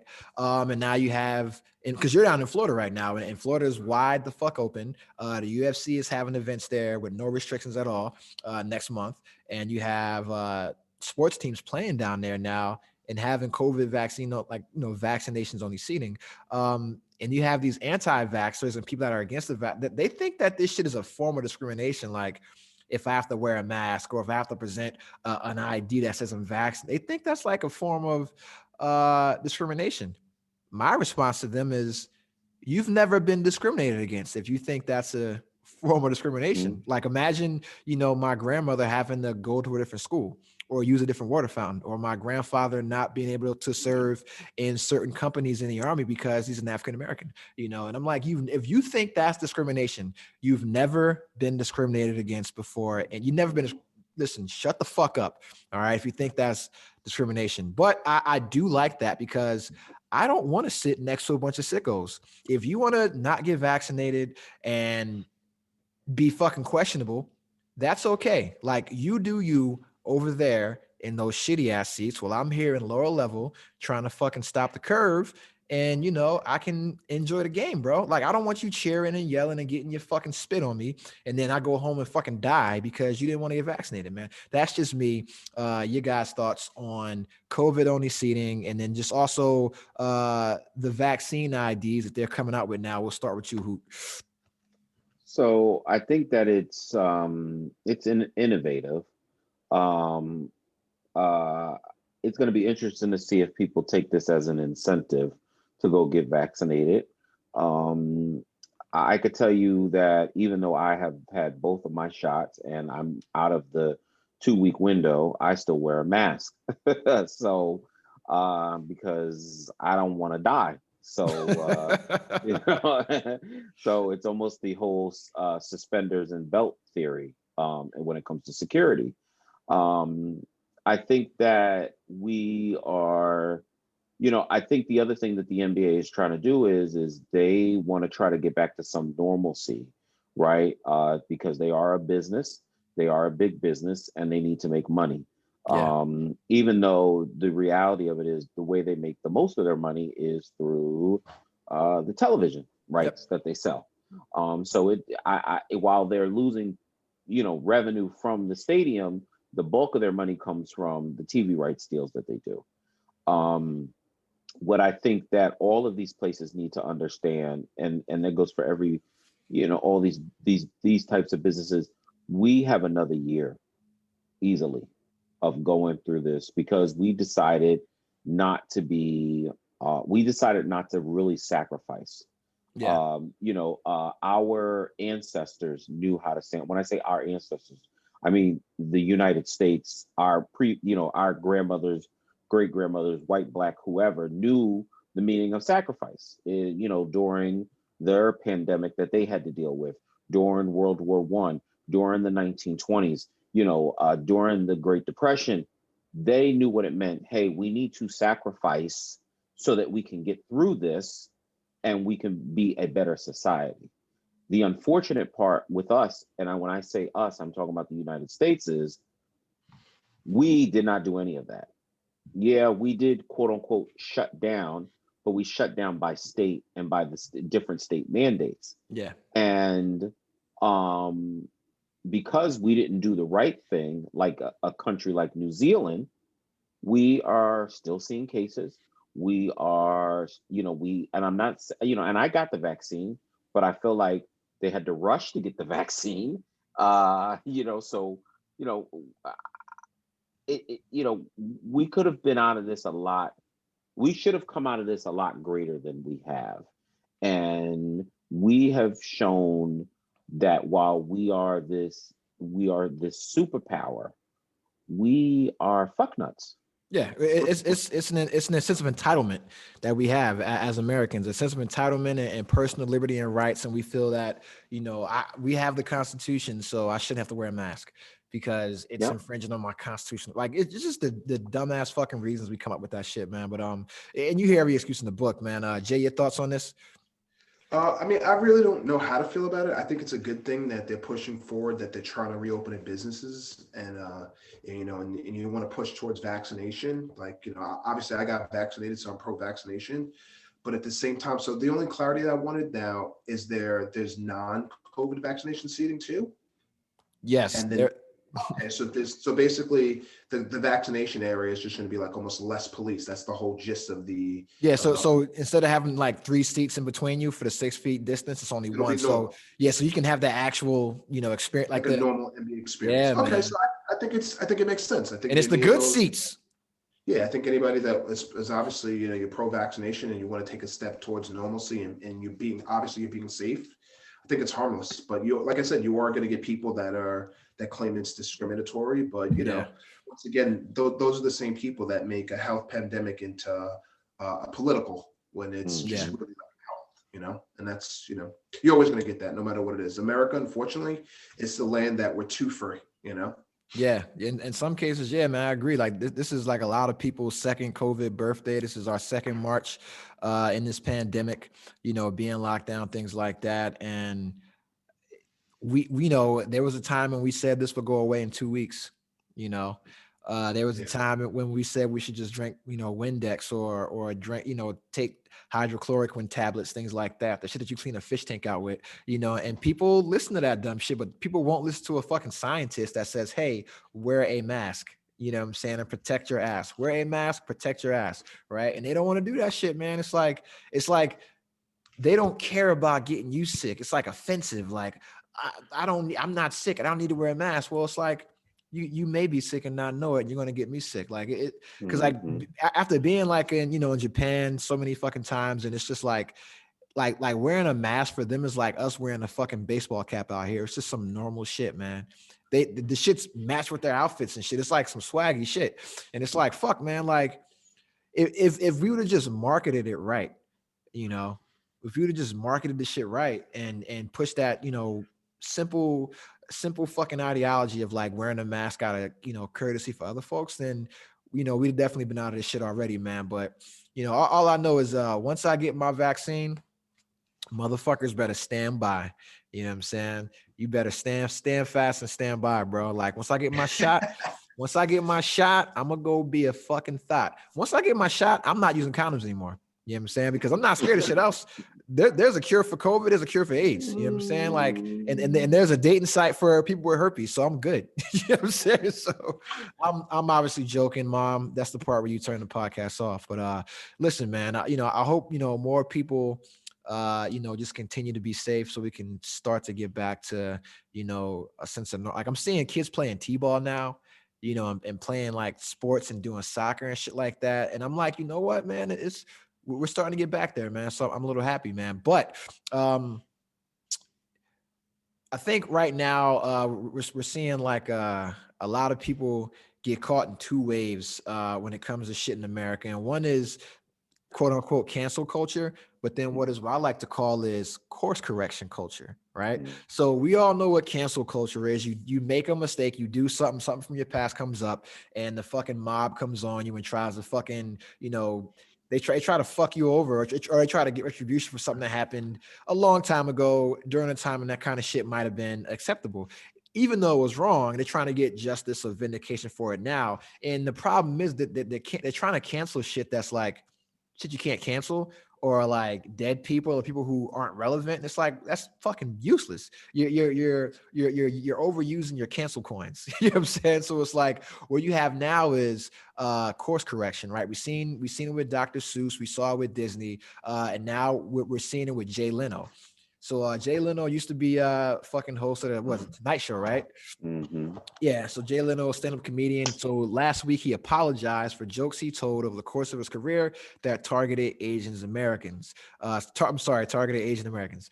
So during a Zoom call with the leader of the activist group Media Action Network for Asian Americans, Leno discussed his past jokes, which invoked multiple stereotypes about the Asian community, and said that at a time he did not find them problematic. His quotes were, "At the time I did these jokes, I genuinely thought them to be harmless. He was making fun of our enemy, North Korea, and like most jokes, there was a ring of truth to him." And then Leno also reportedly admitted that in the past, he routinely brushed off criticism and backlash he received as a result of these jokes. And so at the time, there was a prevalent attitude that some group is always complaining about something, so don't worry about it. Whenever we received a complaint, there would either be two sides of the discussion. Either we need to deal with this, or screw them and they can take a joke. Too many times he sided with the latter, even when in his heart he knew it was wrong. All right. So he's saying his statement was, "I am issuing this apology. I do not consider this particular case to be another example of cancel culture, but a legitimate wrong that was done on his part." And so, I want to say, you know what, Jay Leno, as a comedian, I'm not a comedian, but as with him as a comedian, they're giving a little bit of leeway with that kind of shit, but I can appreciate him trying to do some course correction, right? He's an old man. He doesn't have to do this shit. He's fucking rich as fuck, already solidified in the pantheon of entertainment and television history. But you know what? Jay Leno has kids and he has grandkids, and they're probably looking at him like, "Yo, grandpa, you were fucking racist saying this shit." And it's like his whole thing about the jokes being directed towards our enemy, North Korea. That's not your enemy, bro. You're not in the fucking military, so it's not your enemy. That's a very, very poor excuse. You know what I'm saying? They aren't your enemy. They're my enemy because I was the one out fighting them, not you. So fuck you, right? But I can still appreciate that you wanted to amend for some, like, as a comedian, I get it. We give them a lot more leeway for that shit because we understand it's comedy. But the thing that stuck out is that people said it was wrong, and you heard the criticism and you knew it was wrong. And so that's where you got to make a choice. to correct yourself in that moment, or just let it play and go with that fucking status quo. And that's what he did. But I'm glad to see him do that shit now, because it's like, had he not done it, they might have came for him, because they come for everybody, But it's like with comedians, I think comedians, because we know it's a joke, we know it's an attempt to make humor of a situation that may not be humorous. You know what I'm saying? And so they get a little more leniency. So I'm not on the cancel Jay Leno train. Nah, he did what he had to do. He's course correcting some of his shit. And then that's what he didn't have to say anything else. That's it. Your thoughts, we'll start with you, Hoot, on Jay Leno and just course correction culture versus cancel culture. So, first off, I don't find Jay Leno funny, but, he's a comedian. I don't want to say he quote unquote gets a pass, but he gets a pass. Like, I just was watching on TikTok the other day, like 15 minutes of Don Rickles, who I find fucking hysterical. And he did some shit with Asians with his eyes that he should not have been fucking doing. And I laughed. But I also laughed at a comedian that did a joke one time. He said, "You know what the Puerto Rican Day Parade is?" He said, "That's the day I go back to the Bronx and steal my shit back." And so I laughed at that. And see, y'all laugh. I'm not upset that y'all laughed at it. Because it's funny. It's fucking funny. And I have a friend from college. Whenever I see her, because her and I went to comedy show together, she'll say to me, "Do you know what the Puerto Rican Day Parade is?" And we both say it together, because the joke is funny. It's a funny joke. That's what it is. It's a joke. And I think, because I don't listen to Howard Stern as much as I used to. He's calmed down. Even he's calmed down. He's calmed down. Yeah. And his is for a lot of different other reasons. But, I used to listen to him, and he would talk about Jay Leno. And with Jay Leno, it's all about people liking him. Mm-hmm. And so this is less about him course correcting and making sure, almost to your point, that the history books write his story accurate. And what I would rather see is someone, and since we're talking about Howard Stern, how it has been he didn't have to say it, course correction, he just did it, right? Exactly. And so and even so, like, even I remember, because I don't have Sirius anymore, because I find his show I actually don't find it as funny anymore. So he said, "I'm not going to apologize for the stuff I did in the past, but," and I'm paraphrasing, "but I was in a fucked up place and I'm not there anymore." You know what I'm saying? And so there were things he might have said or did, because they said he did blackface. He did not apologize. He's not apologized. He definitely is not. He didn't apologize. That shit was funny, man. It was wrong, but it was funny. He didn't lose subscribers. He hasn't lost his money. He didn't lose anything in the deal. But what he did was, he says, I'm moving in a different manner, and I'm showing it with actions, as opposed to making some generic ass Hollywood statement that people make. I know my actions offended you, and I'm going to continue to blah blah blah bullshit. But then on the other side of it, my man, who I think is by far the greatest comedian now, is Dave Chappelle. He's like, "Fuck y'all. These are my jokes. This is what I get paid for. And if you don't like it, you can eat a big fat dick." Jay, your thoughts? Yeah.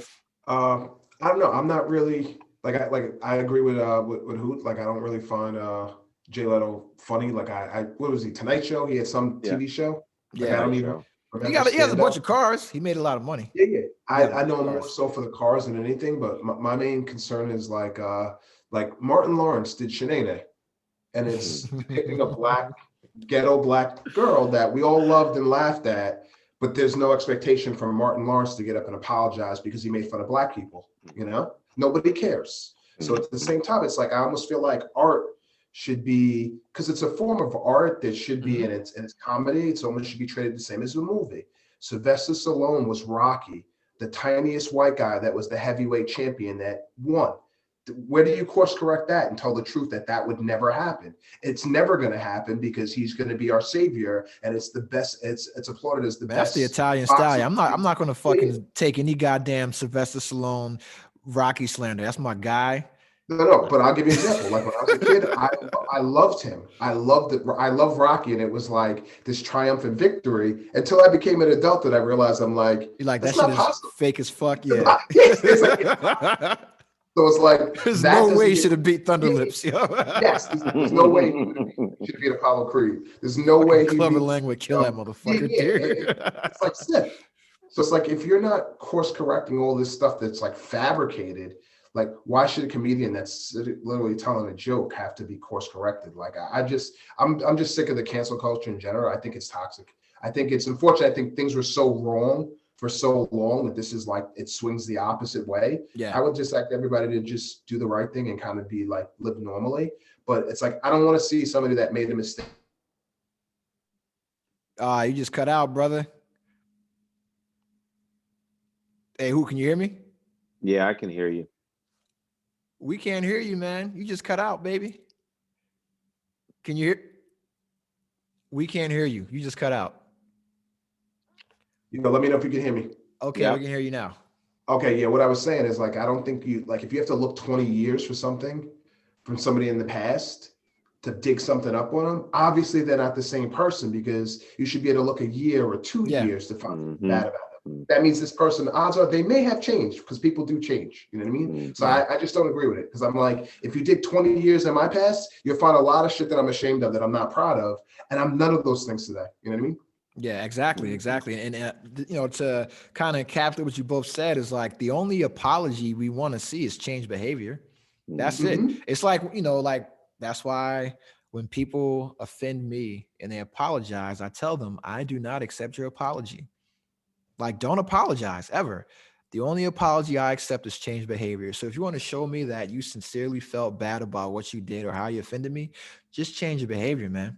That's it. Because words mean nothing. It's all about actions. I can say, hey, I've never assaulted a woman, anything like that. But if I did some shit like that, I can go and say, oh my God, I'm sorry. And I got my new girl. I'm just beating the shit out of her and putting her in fucking 32 headlocks a day, right? But no, that's just change behavior. And so like how we've seen Howard Stern, how he evolved, even Dave Chappelle, he changed, he evolved. Martin Lawrence, Eddie Murphy, they all changed. Kevin Hart, right? You just change. You can still make jokes, or you can just do what the fuck you were doing, like Dave Chappelle, and motherfuckers will still come to see you. They will still laugh. They will still pay money because with entertainment, we give you a little more leniency. We give you more creative freedom because it is art. And when you're a true artist, you're a true comedian. A joke isn't just for laughs. A joke is for a point. It's for a reason. You're trying to teach through comedy. You're trying to give us an experience, trying to share something with us, right? Even if you go back and you said Martin Lawrence, when Martin Lawrence, if you've ever, I think it was on You So Crazy, when he was talking about his friend and they were like swimming his kids and he was like, oh, you with the little red shorts. But that's some real shit. That's like a real thing. That's a real conversation starter because if you've ever had a friend that was, gay, you didn't know about it, that shit might have happened. And that's a real conversation that men, can have about, hey, like, how do you deal if you got a friend that you find out is gay? Are you allowed to be friends with him now? Do you got to change how you are around him? Like I just had a conversation with my boys down in Atlanta, and he was like one of his classmates, he used to hang out with him. He was gay, and he used to hook him up with like girls and shit, and everything was cool until the motherfucker tried something. And I'm like, yo, I'm surprised you didn't fucking murder him, knowing how you were, but how he is now, he wouldn't do that, right? And it's like, and it was just like, what do you do? You know what I'm saying? And it's just like, with that situation, that's how to like, what do you do, man? What do you do? But that's a whole conversation that can be had. And that's the point of comedy is to teach you, to get you to think about things, to start these conversations, man. So all the comedians out there, I don't need you to censor your jokes. You can make all the I love race jokes. Just make sure they're funny, man. Like even, like I'm not saying make sexual assault jokes. However, if you're trying to teach something through the use of that comedy, how like we used to do things that were inappropriate, like, when I talked about dancing with girls without their consent, you know what I'm saying? You can tell a story through humor to make it known that that's not appropriate anymore, you know. And if you're doing that, man, I got no problem, bro. Like just don't tell like a bunch of dead baby jokes or a bunch of rape jokes, you know, because that's just not funny, right? But if you're talking about prison rape, then that is funny. I'm sorry. Motherfuckers getting raped in prison is funny because you kind of put yourself there, except for you're innocent, right? But it's like, yo, listen, man, you know, just beware the booty warrior. That's it, man. You know what I'm saying? You can do it the easy way or you can do it the hard way. That's it, man. But you know, shout out to Jay Leno. I'm proud of you, even though no one likes your comedy. But what I do want to do is since we're talking about censoring, Jay, did you watch wrestling growing up? A little bit. Like Let I'm me an tell old you. school. I'm like a junkyard dog, like super duper old school. Like Oh, you know, so back when wrestling was cool and it was Yeah, racist. Okay, yeah. yeah, yeah. Cause Yeah, I I'm know a, me, I grew up cool. We were some I'm a fucking black card. fanatics. We were some goddamn fanatics, right? And I Yeah. love wrestling. I still secretly watch wrestling to this day, right? I don't watch the whole episode. I watch the clips. That's it, right? I watch clips of the shit. But wrestling back in the day was racist as fuck, right? And so what happened is that the Peacock Network, NBC Universal's new streaming service, they bought the rights to the American rights to the WWE network. So they're going off the air. The WWE Network was a streaming service that just showed all wrestling all the time, all the archives, right? They're going on and out, they're going off the air in America April 1st, and the Peacock Network bought them and have the entire library. And so what's been happening is that some wrestling fans were unhappy with NBC for removing a few segments from the WWE's past that were objectively in poor taste. Viewers have noticed that a version of WrestleMania 6 on Peacock no longer includes an interview and match where one side of Roddy Piper was painted black. In another short clip, the WWE chairman and CEO Vince McMahon's on-screen character used a racist term. He used the N-word. He said nigga to John Cena. He said, "What's up, my nigga?" That was that Survivor Series. This is all from the Attitude Era in the 90s, which made pro wrestling the greatest. And it had plenty of questionable segments, not only with racist shit, also with hella sexist shit. Shout out to Jerry Lawler, because when there was a bra and titties match, or I'm sorry, a bra and panties match, you knew he was gonna make a comment about the puppies. The puppy. I was waiting for that. I was a little horny little 12-year-old, like, yo, Deborah McMichael, pull them titties out, baby. I want to see that. I wasn't getting no trim. So I was only going to see titties and ass on wrestling, bro. Like, didn't like, I want to say Triple H or one of these guys have like a whole Val Venus, a whole segment where they were like smashing a chick in bed on the stage. Like Val that Venus. was that was when, let's make wrestling great again. That wrestling was so fucking crazy, man. Like Jesus Christ. But I mean, you had like what, Akeem, who used to be one man gang, was a white guy who just decided to become a stereotype of a black guy. But then you mentioned Junkyard Dog, super racist character, Special Delivery Jones, Soul Man Rocky Johnson, all the like Kamala, like all these fucking racial stereotypes. Coco Beware. Like you just couldn't have a black dude be like cool, except for like Butch Reed. Like WCW actually let black folks just rock. Like Ron Simmons he was a fucking college superstar athlete, and he came to WCW and got to be Ron Simmons, not some fucking goofball. But just look at how they did The Rock. They had Rock running around like some fucking hula dancer as Rocky Maivia. And it's like, yo, The Rock is black and Hawaiian, or black and Samoan. But if you look at how he grew up very in touch with all that shit. And they had him as like some fucking coconut throwing ass motherfucker, yo. Like they had him goofy as hell, you know. And it's just good.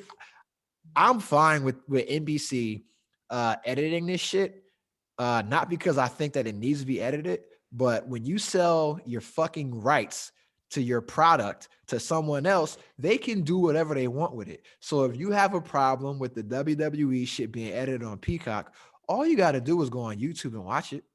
That's it. Or get a VPN and you can still watch the WWE network uncensored from Canada or overseas, man. Or just get a damn Fire Stick, bro. And then you can watch all the racist shit that you want. You know what I'm saying? As long as they don't take out the Nation of Domination, if you motherfuckers censor that shit, that's when you will see me out with the rest of these motherfuckers protesting NBC, because the Nation of Domination was the wildest shit ever. They had the Nation of Islam basically in the WWF trying to take this bitch over. That shit was hilarious, man. We'll start with Hoop, man. Your thoughts on wrestling being censored by NBC Universal? So, you're talking to someone who's watched wrestling. One of my the greatest moment I ever had with my birth father was he took me to see WrestleMania 3 closed circuit television. And so, I've seen it from then, and I don't watch it as much as I do now, but that's when fucking Hulk Hogan slammed out of the Giant, right? It was WrestleMania 3. Yep. And so, wrestling has been nothing but a stereotype since its inception. Yeah. That's why it's fun. And it goes back where they would say, and I'll use the New York territory. When they were in the territory system, it was, I need an Irishman. Mm-hmm. I need a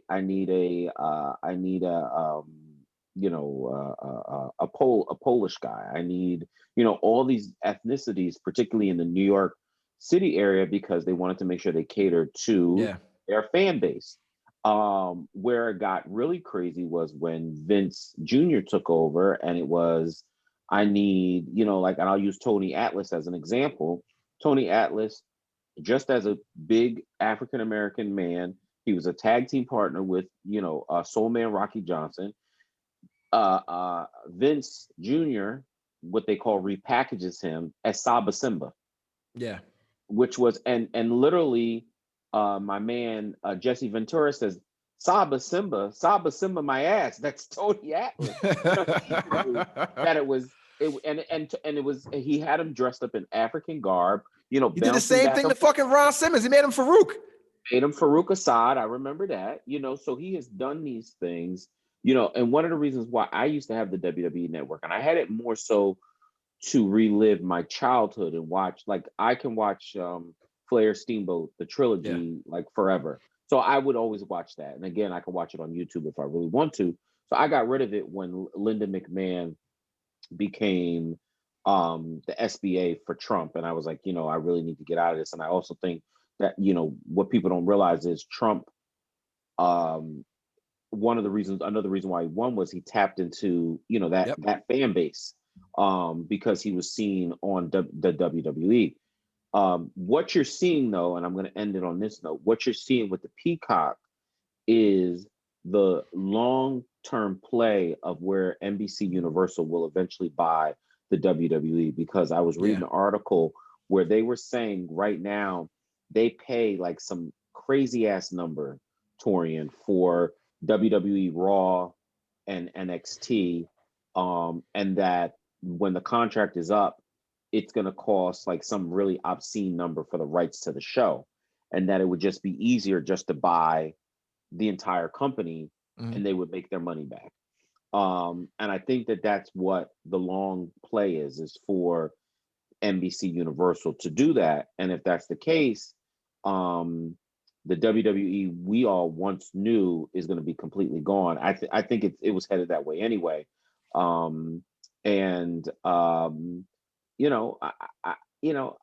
like the Wild Samoans. I'm sorry. I know I liked Yokozuna. I think he was one of the greatest big men to ever do. He wasn't even Japanese. He's not even Asian. He was Samoan. Yeah. So, they were playing characters. They were playing roles. There is a lot of things that the WWE did during the Attitude Era that was very raunchy and pushy, but that was the Jerry Springer, Howard Stern era of society, and that's where we were, and so, I just think the Peacock needs to understand. The problem is they've been bought by a conglomerate, and this is what they're gonna do with it. So, your thoughts on the censoring of some wrestling, and just, or you know what, because the Peacock network, they own The Office, and they also censored some episodes of The Office as well, because I don't know if you listen, you can still watch the uncensored episodes. They're out there still. They're still on TV. So like whatever, like, so the ones that are syndicated, they didn't get changed. But the Peacock network edited some of the Office episodes, or just deleted them completely, because The Office represented a real workplace.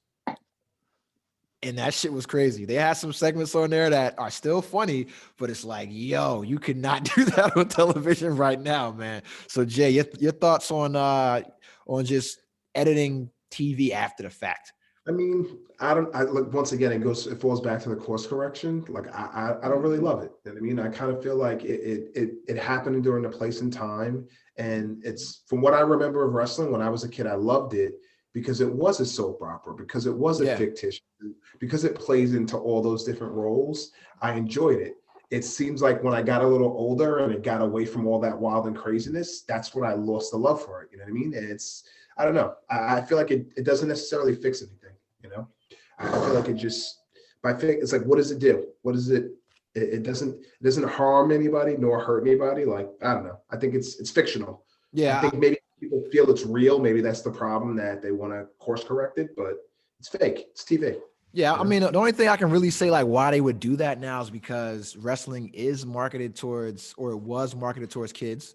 In the same way that, they were edited a Disney movie or something like that. NBC has been very aggressive with like how they've been acquiring these various IPs and then change them to fit the mold that they want for their network to, be. And it's like if they're, a network that's trying to seem more liberal, then that's what they're going to do, because it's like, because I mean, the TV show Community has fallen victim to this, The Office, and then now WWE. But the one thing I will say about wrestling now, and Vince is still fucking horrible. But with Triple H, he's had Kofi Kingston as a champion.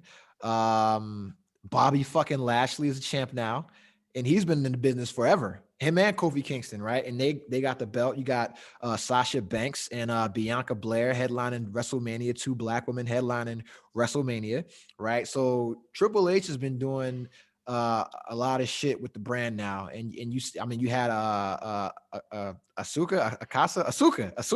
That's my girl. You've had her, a woman, Asuka. Yeah, you had her, and so you've had all these, various champions from, different backgrounds, things like that, because they see that we watch this shit. You got, it's not just, little white kids, it's little black kids, little brown girls, Asian kids here, left, right, everywhere, that, and they want to see people that look like them, doing these things. Even, I mean, I remember when Eddie Guerrero got the strap, bro. I was surprised. I was like, y'all let Eddie get that shit? And he was super stereotypical, you know what I'm saying? The most orale, viva la raza. That was my man, recipe Eddie Guerrero, but he got the strap, and I was like, yo, this shit, it's changing, it's changing. But shit, man, we still got a couple things to go, man. I'm gonna skip the bullshit about the national recording industry putting music in the fucking Library of Congress. That's great. They put Nas's Illmatic in there. It's a classic album. It should get a fucking Pulitzer Prize. But I'm gonna skip that. I'm gonna go on to my favorite content creator, Issa Rae. All right. Issa Rae has just extended her contract with Warner Media, accepting a 5-year overall deal. The 8-figure deal is exclusive to Warner Media Television, including HBO, HBO Max, and Warner Brothers Television, and a first look deal with Warner Brothers Pictures, New Line, and HBO Max for feature films. And so now her media firm, Hooray, will work on all these ventures. And I'm not going to get into the money, right? Because it's a big check. What I want to say about this is that Issa Rae, I remember when Issa Rae was just on YouTube, you know what I'm saying? And she was just awkward black girl and had her friends doing skits with her, and everybody that she came up with and that she wrote with and made this content with, she's employed or put them in a position to do these great things, man. It's like Thug Yoda, who's Christian. I'm gonna say Christian Wertinger, who plays like the dude that doesn't say the fucking B words on Insecure. He was in her very first skits. Like all these people were here from the beginning, and now to see her inking these, fucking super $1 million, $50 million fucking deals with these networks, and seeing she started off on YouTube, it's amazing to see. And then to see a black woman like that making stories that actually tell the black experience, where it's not some bullshit Tyler Perry. No disrespect to Tyler Perry, but this motherfucker loves making the dark-skinned man the bad guy in every fucking thing that he does, right? And it's always some abused woman type shit, right? Or Shonda Rhimes. I don't watch any of her shit because if you've watched Scandal, first off, Kerry Washington just gets fucked by mad white dudes in that show, right? The black dude she was with, they they just make him a fucking sucker. All the black dudes in Scandal are fucking suckers. And all she gets piped down by the president, piped down by some fucking CIA, FBI agent, piped down by a bunch of other white guys, and just dogs out all the black dudes on the show, right? How to get away with murder, Viola Davis, right? Who she with in that show? A white dude, right? Piping down white dudes the whole show, doing wild shit, right? All the black characters are some fucking wingdings in there, right? And so I'm glad to see Issa Rae making content showing black people in their natural element, doing black shit in black ass fucking Compton, black ass Inglewood, you know, being successful doing things, man, and going through the fucking issues that we go through and not downgrading or disrespecting our culture to appease, you know, white audiences, man. Because the majority of Tyler Perry's fans are white, and the majority of fucking Shonda Rhimes fans are white. You know, and Issa Rae came up through us. You know what I'm saying? She didn't come up writing for ER like Shonda Rhimes. She didn't come up making fucking plays, you know, like fucking Tyler Perry. She came up grinding off of fucking YouTube, making shit for black people, and we brought that shit up, and Black Twitter made it even bigger, and then everybody else came, but she hasn't changed the stories. It's still our shit, you know. So I'm just happy to see her doing her thing, man. You guys' thoughts on Issa Rae? We'll go with you, Jay. I'm amazed by it. I love to see it because I think what she's doing is she's showing that the black story is bankable. And I think for so long, like Hollywood is scared to take a chance on a black movie unless I'm doing a drive-by or unless I'm selling drugs or playing a rapper, because they think that that's the only thing that's bankable. And the reality is they killed Little Saint. yeah, the reality is like that's so far from the black experience that exactly what she's doing is she's normalizing it. So then people see like, oh, black people are normal. They're just like me. She's almost like, you know, when Bill Cosby was great, she's given the Cosby show element to her shows where people love those families and they can identify with them. So I applaud her. Get the bag, get it all, take it all and keep going. What's your thoughts, man? Issa Rae. I think it's a remarkable story. You know, I think I think she could end up being this new generation's what Tyler Perry was, you know, or is, I guess, to an extent. I mean, it's still remarkable what he was able to do from, you know, pretty much running his plays on like the Chitlin circuit.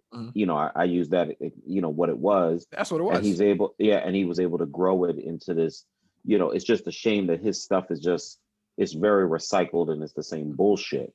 Issa, what we've seen is, like when I watch Insecure, I say to myself, you know, that was me in my 20s, you know, like that was in my early 20s, late 20s, you know, the way I see some of the stories play out.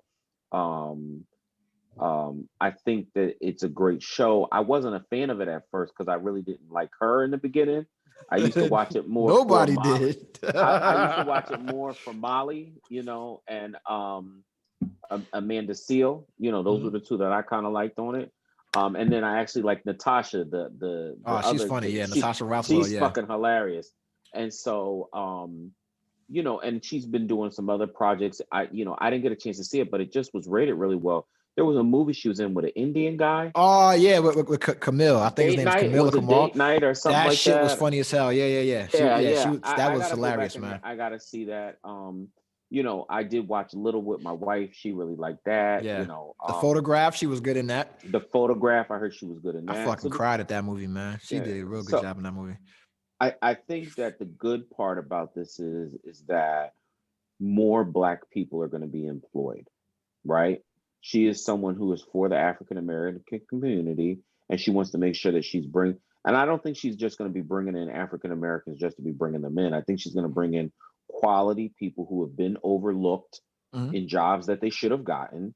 And now she has a seat. You know how we always talk about we want a seat at the table? Yeah. Issa is now that seat at the table for Warner Brothers. And they need that. You know, she is relevant. It's unfortunate because that's what corporations tend to do. I don't want to say they plucked her out of obscurity, but they realize that she understands what's going on in this world right now. She can, you know, she has a pulse on entertainment. Let's leverage this. Issa now has to say to herself, okay, I have this. how can I really leverage this to do even greater things? She needs to be looking at herself. Can she leverage where she can get some African Americans that are, division presidents? Can she use her voice to do that? That would take it to the next level. When I'm talking about division presidents, I mean, say, hey, where are the Black executives here at Warner Brothers? That kind of conversation needs to be had. And she has that ability now because they are listening to her. And that's something that we all have to understand as people of color, is that when we do get in a position of power, we need to also question those that are around us and say, well, why aren't there more like me sitting here at this table? Yeah. And I think East is going to do that. Yeah, that's what's up, man. Shout out to Issa Rae, man. Shout out to all Black women. Also, let me shout out to I'm not gonna say she's an honorary Black woman, but hey, man, she might get a seat at the barbecue, man. Kim Kardashian, right? So she's been doing a bunch of great things, from police reform and prison reform to getting all types of people out of jail and their sentences commuted, things like that. But some details came out about what drove the final nail in the coffin with her divorce from Kanye West. And according to reports, Kim's finally opening up, and she's saying that the tweets that Kanye West did last year when he was trying to drum up interest for his presidential run was when he insinuated that Kim and her mom were white supremacists. And now, I don't know about you guys. You know what I'm saying?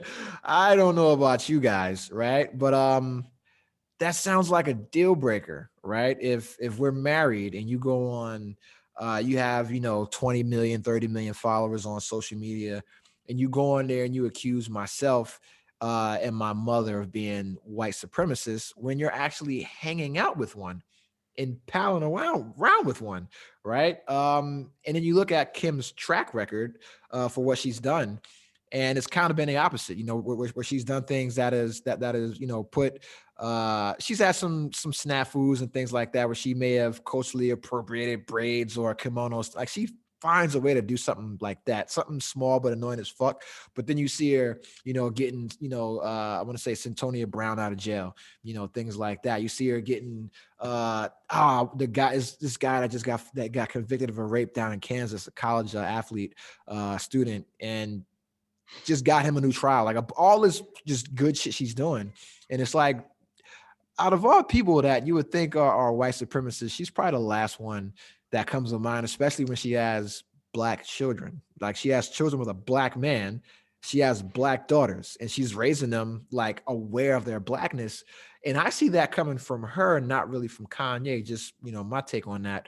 So yeah, man, I don't know if you guys saw this or not, man, but just to get your thoughts, man, on just, Kanye and the divorce he's about to go through now, and then just with him calling his wife and her mom white supremacists. We'll start with you, Hoot. So first, Kanye has a mental disease. Okay. I take all of anything he does with a grain of salt.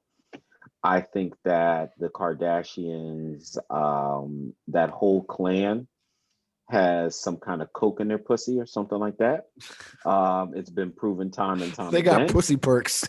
Something is in there that just turns these people, and there's no excuse for what Kanye said.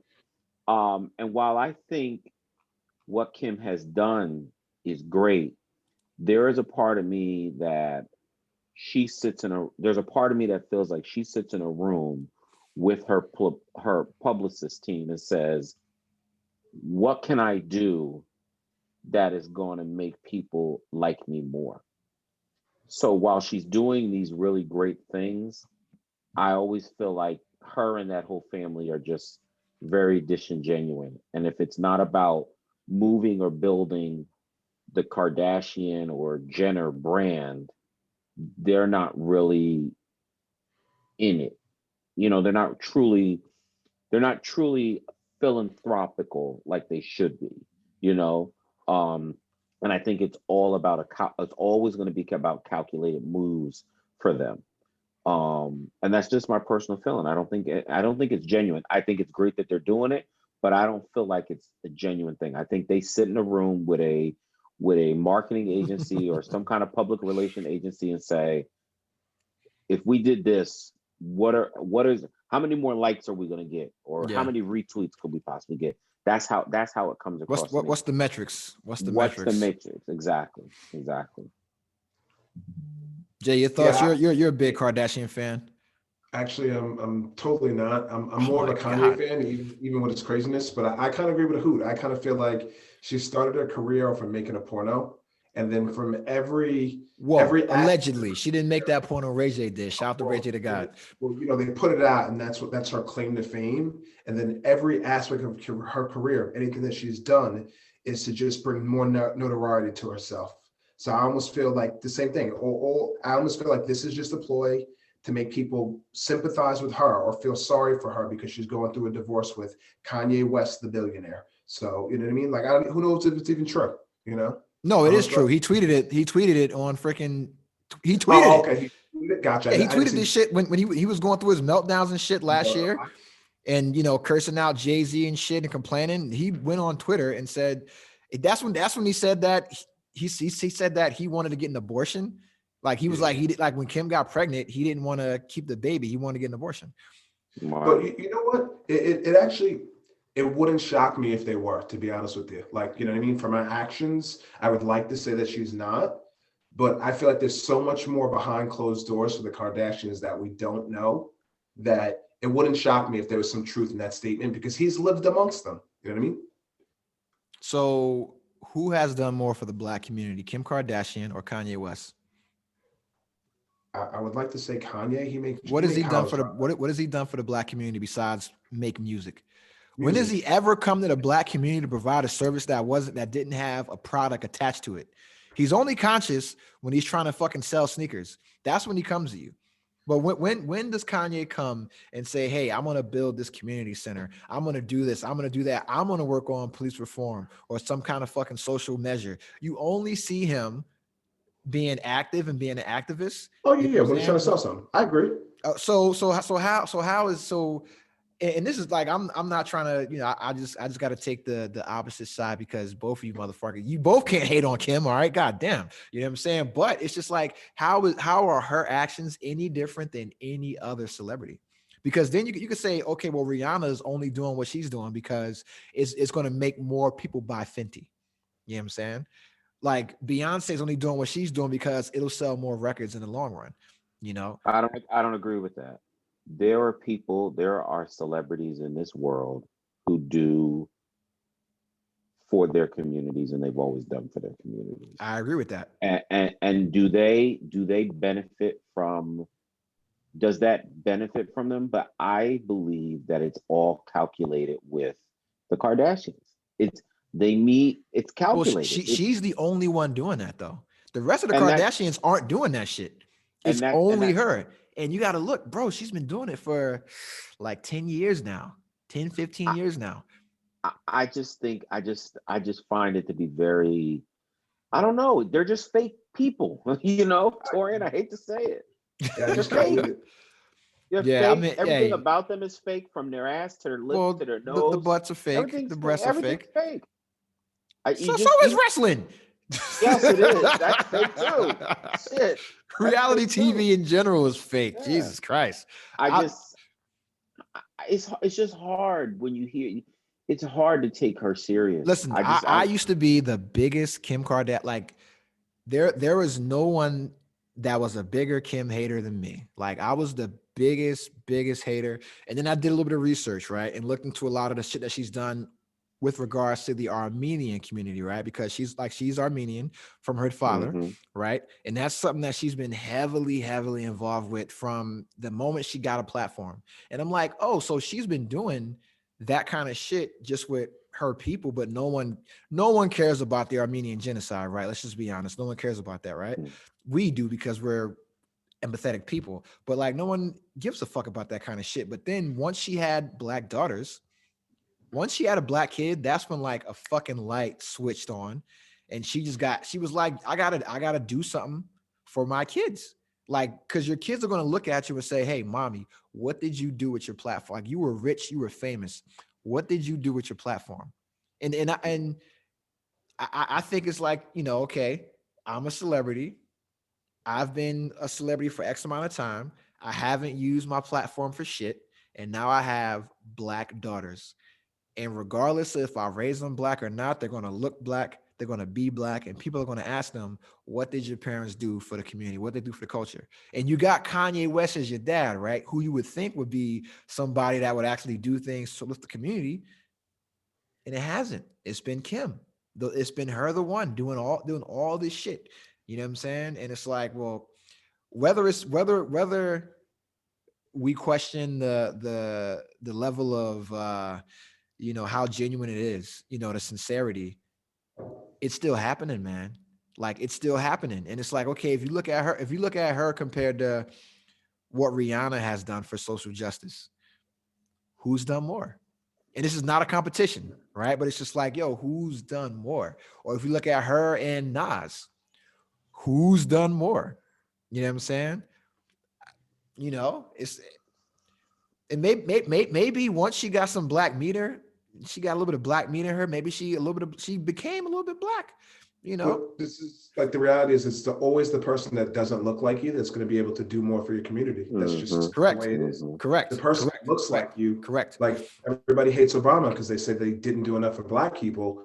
He would have never been able to. It's impossible. It's going to take Joe Biden that he's going to get these laws voted in because he could say, well, I don't look like these people, so I'm not giving it to them. They deserve this. Yeah. And we see that perfect example. We see that happening right now. I'm glad you brought that up. And I guess that's what was, because we can get to a conversation about being an ally, right? Like I get asked this question all the time by white people, right? Like, how do I be an ally for the black community? Well, step one is you listen, right? Listen to what black and brown people have to say. I asked women that, right, when I didn't know how the fuck I could help them out. And I'm like, well, how the fuck do I become an ally to women? They're like, yo, just listen. Just when we tell you something, don't fucking discredit it or try to invalidate it or try to mansplain it, right? Just listen. That's it. Just listen to what we are saying. And then you don't need to try to fix the problem. We'll tell you how to fix it. And you use your platform or your privilege to do that, right? So like with regards to women, they would say, hey, you're a guy that has like morals and standards and you don't conduct yourself like a fucking dickhead anymore, right? So just tell your friends to do the same thing. Like you don't got to go march. You don't got to hold up a sign. You don't got to fucking go do all this weirdo shit. Just when you have friends that are catcalling girls, just say, yo, don't do that. You know what I'm saying? Or if you're in a bar and one of your friends is drunk, be like, hey, man, maybe you shouldn't hit on this girl right now because you're fucking drunk as shit. And I'm like, yo, that's it? Just holding people accountable. And so it's like, all right, well, that's okay. Maybe she's just being an ally and just using her platform. It's like, you know what?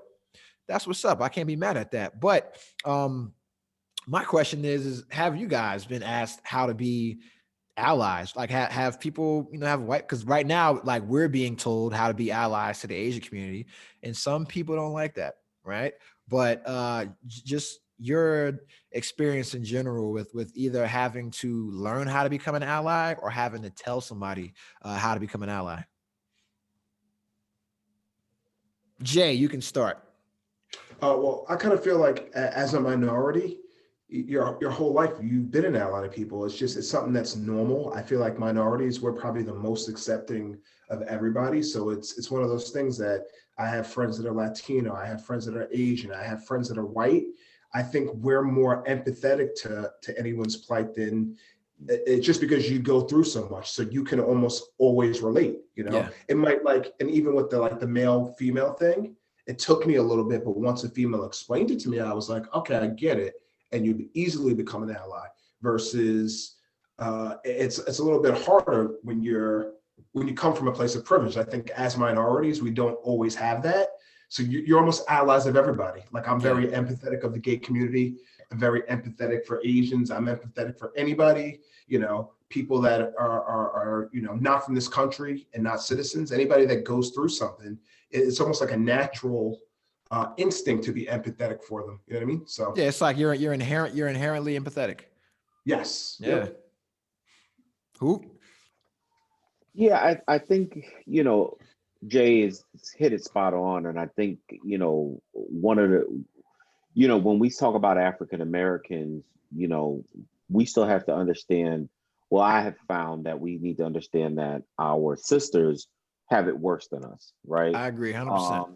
And so I think that that's something that I've always found myself, um, you know, trying to push the needle. I mean, I was raised by a single mom. I was adopted by an African American woman.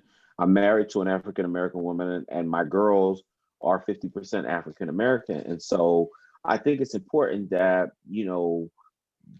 that they're pushed, and when I say they, I mean African American women in general, that they're pushed into the spotlight, and that it's important that they understand that they do have true partners in the struggle, and that we understand that their struggle is, while we have had a very hard struggle, their struggle is even harder because they're Black and they're women. Where for us it's, we're Black but we're men.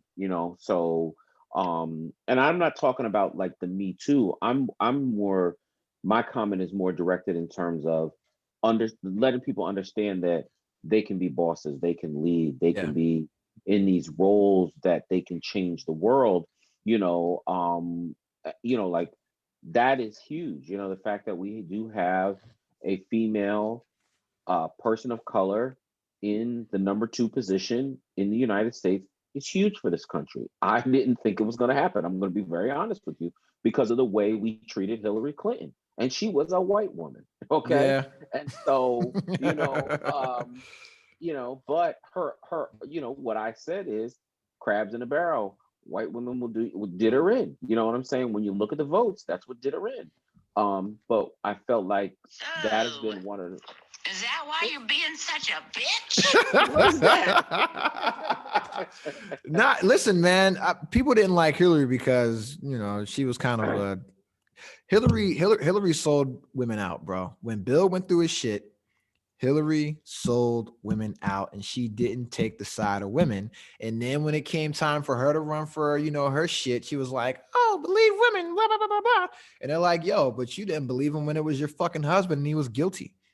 So that's her thing. But if you just look at history, right?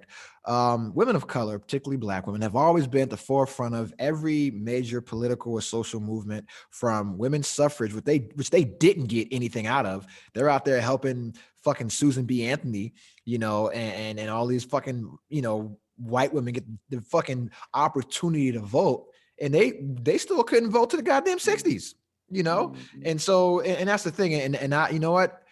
You see a lot of Black women talk, very public, distancing themselves from the, fucking the new wave of feminism, and they're distancing themselves from that and actually limiting how much allyship they're giving to people, because they've done it so long and haven't gotten the return. And the best example was during the 2016 election. When you got Black women at the polls, brown women at the polls, and then you look at what their white counterparts, who were just out there saying, we want equality, we want rights, and we want fucking respect. And they turn around and vote for somebody that says, hey, let's grab pussies, and I sleep with porn stars and pay them off, and I shoot every wife. And they're like, yo, like you vote against your best interest, man. But I'm glad to see Black women of color reclaiming their time, to quote Maxine Waters. And listen, I've said it before, I'll say it again. I don't trust men to run shit right now, bro. Like I do not trust men to do shit right now. And the only reason why Biden is able to do what he, is able to function right now is because he has a shit ton of qualified women around him. And if you look at every major civilization, whether it's been Black or brown, women have always had, they've always had a prominent role in society, whether it's been leading societies or it's just been like the queen should never be powerless. You know what I'm saying? And you see, like in Black and brown, even Asian societies, where they've ran entire fucking nations, and that's very rare compared to the European counterparts, man. So that's just me, man. I'm not trying to be on some women's empowerment shit or I'm not trying to cape for them right now. I'm just saying, man, they know what the fuck they doing. They've been running households for a long time, and we should probably just sit back and take notes, man. But if I see you in the club, that shit don't apply. You know what I'm saying? So that's it. I'ma still run up on you. You know what I mean? But yo, Are you guys aware of this Lil Nas X situation going on? Because there's two things, right? There's the music video with him making a song about a guy he was in love with when he was a teenager, and you know what it did. But then the big outrage is about these sneakers that he made to go along with the video, that it has a drop of human blood in the air bubble. And all these super conservatives are all up in arms because of satanic and demonic stuff should not be marketed towards children. Um, you know, and at first I was like, maybe they're right for like 5 seconds, right? And then I said, wait a fucking minute. No, they're wrong, right? Because first off, Lil Nas X grew up in a very super religious Christian household where he was told that for being gay, he would burn in hell, right? So in his video, he's ascending to heaven and then slides down a pole all the way to hell and then proceeds to give the devil a lap dance, right? And I found that quite funny. Like he's an artist, right? And so he's telling his story. So if he's going to burn in hell for being gay, he's like, yo, I'm gonna have some fun while I'm down here, right? He didn't twerk on Jesus. He twerked on the devil. Y'all don't like the devil. Like, what the fuck you mad about that for, right? And then, you know, with him allegedly having a drop of human blood as a part of the shoe design, it's like, yo, fam, grow the fuck up. Grow up. Because I'm like, you motherfuckers are complaining about this shit, yet you guys watch American Horror Story, you watch Charmed, you watch Lucifer, you watch The Devil's Advocate, you watch fucking what's the shit that was with the vampires like butt fucking each other on HBO or some shit? True Blood. You know, you watch all this shit. You watch Twilight. You watch all this shit that you watch The Exorcist. Motherfuckers watch Little Nicky. You have all these fucking cartoons and shit marketed towards kids that have satanic and demonic properties, right? And I'm like, yo, you motherfuckers are complaining about a one drop of shoe and you're saying it's marketed towards kids, but the shoe is $1,000. That's not marketed towards kids, you know? And they're complaining about this kid who's 20, he's 21. He's an adult, 21 years old. He's not a fucking kid. He's a grown-up adult. So he's allowed to make the music that he wants to make. And if your 12-year-old is listening to Lil Nas X, that's your fault as a parent for not monitoring what the fuck they're listening to. And I'm just like, you know what? You know, we're mad at him for doing that, but we don't have that same energy for artists out here talking about abusing drugs. We don't have the same smoke for artists that abuse women in actual real life, that have NBA YoungBoy arrested again. Dude is like 18 with 7 baby mamas. But we don't have any words for him. You know, it's cool. You know, and then, you know, we have rappers that have had domestic violence charges. Chris Brown, you got this smoke for Lil Nas X and his little fucking drop of blood in the shoe, but y'all quickly forgave Chris Brown. You know, like Tory Lanez is still doing Tory Lanez shit. But y'all got all this smoke for the little gay kid because he's an easy target. That's how I saw it. Because I'm like, yo, if you don't like the fucking shoes, don't buy the shoes. If you're a kid, you shouldn't have $1,000 fucking shoes. Only a shoe collector is going to buy the shoes. And there is actual shit that is marketed towards kids that has satanic and demonic properties. The fucking Ghostbusters, goddamn, you know. And it's like, but no one has a problem with that. I don't have a problem with that. If you're a parent, do what the fuck you want to do. I don't give a fuck what your kids look at. You know what I'm saying? That's your job, not mine. You know what I'm saying? And I just see it as, we see him as a little fucking gay kid. So he's an easy target to fucking pick on for this shit. Because let me tell you what, motherfuckers ain't have that smoke for Chris Brown. They didn't have that smoke for Tory Lanez. They don't have that smoke for Future. You know, they don't have that smoke for NBA YoungBoy. And right now with this shit we seeing with Quavo and Saweetie, they do not have that smoke for Quavo. So just your thoughts. We'll talk about the Lil Nas X shit, and then we'll definitely get into the Quavo Saweetie shit. Who? Oh, okay. So I just looked at the sneakers. They're actually, I like them. That's the fucking problem. Those shits is ill. I wouldn't get him though. I wouldn't get him though, because I'm not trying to go to hell.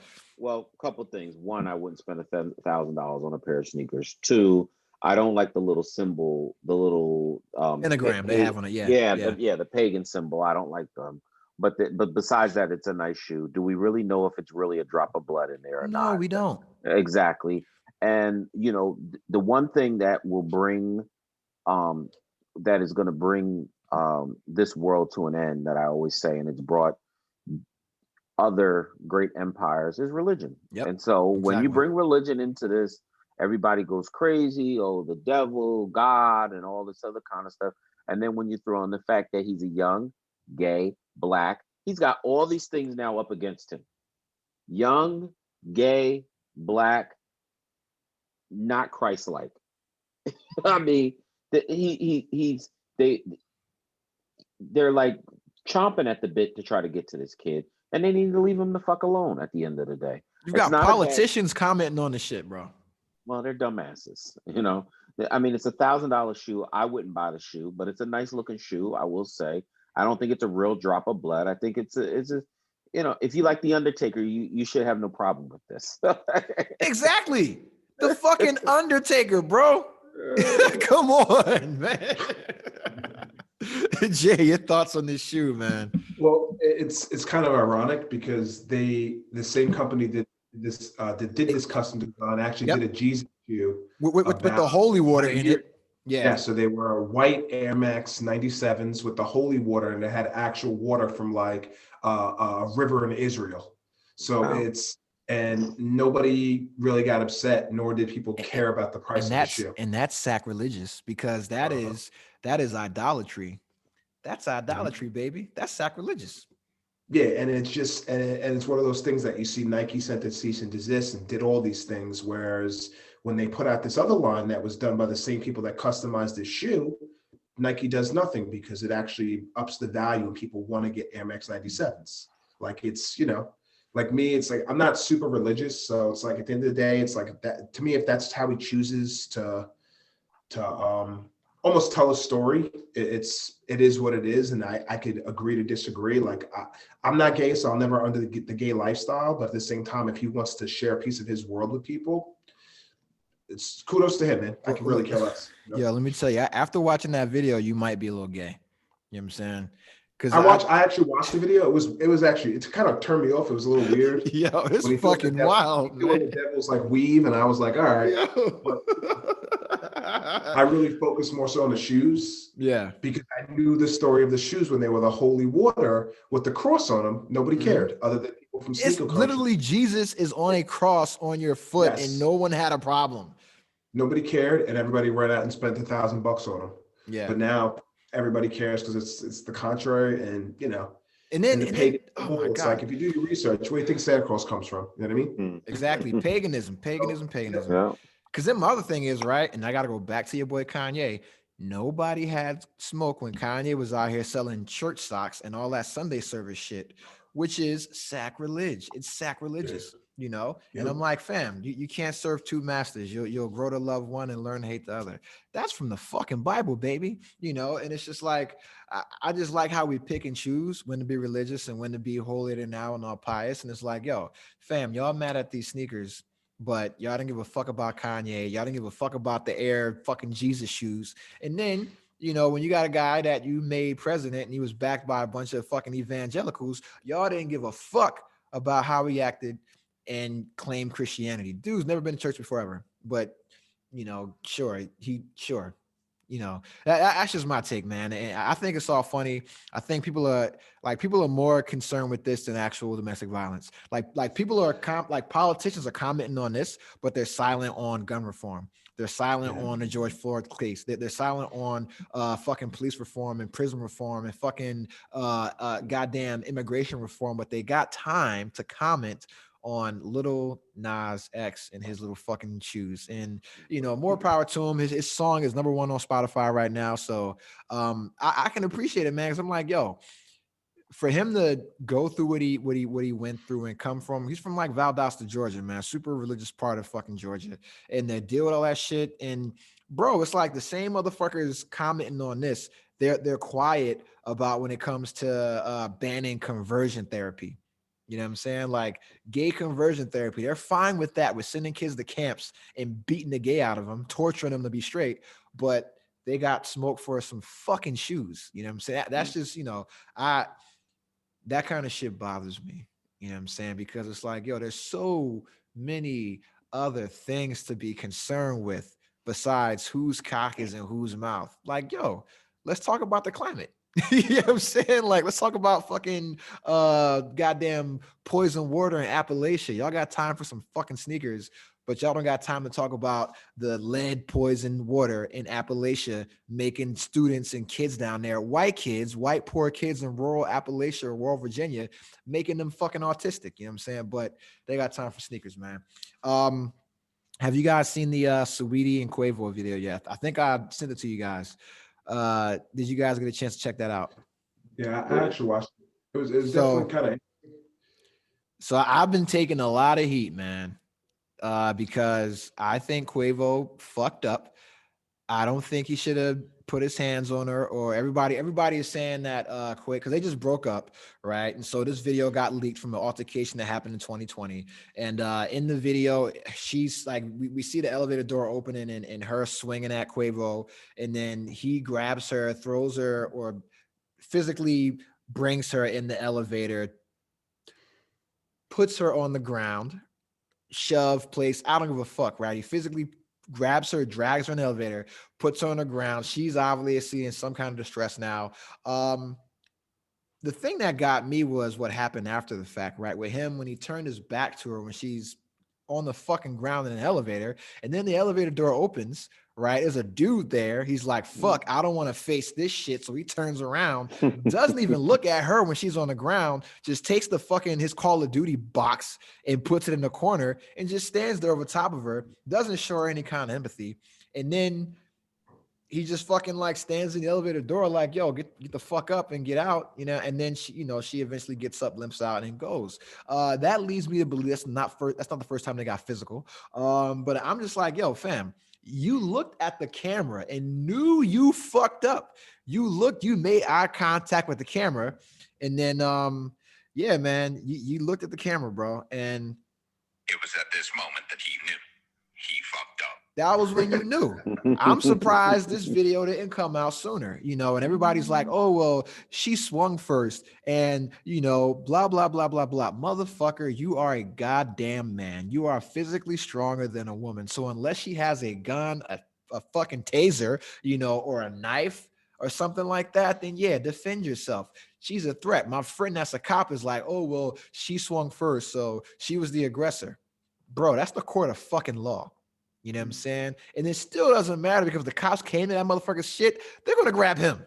You know what I'm saying? Because he's the man, right? But I'm like, yo, fam, you're a man. You're supposed to have, like men are supposed to be in control of their emotions, logical creatures. That is why we fucking lead, because we can control things like that, right? And so if you're a millionaire, multi-millionaire, big celebrity, right? And that shit happens, bro, all you got to do is say, hey, it's a fucking Call of Duty case, bro.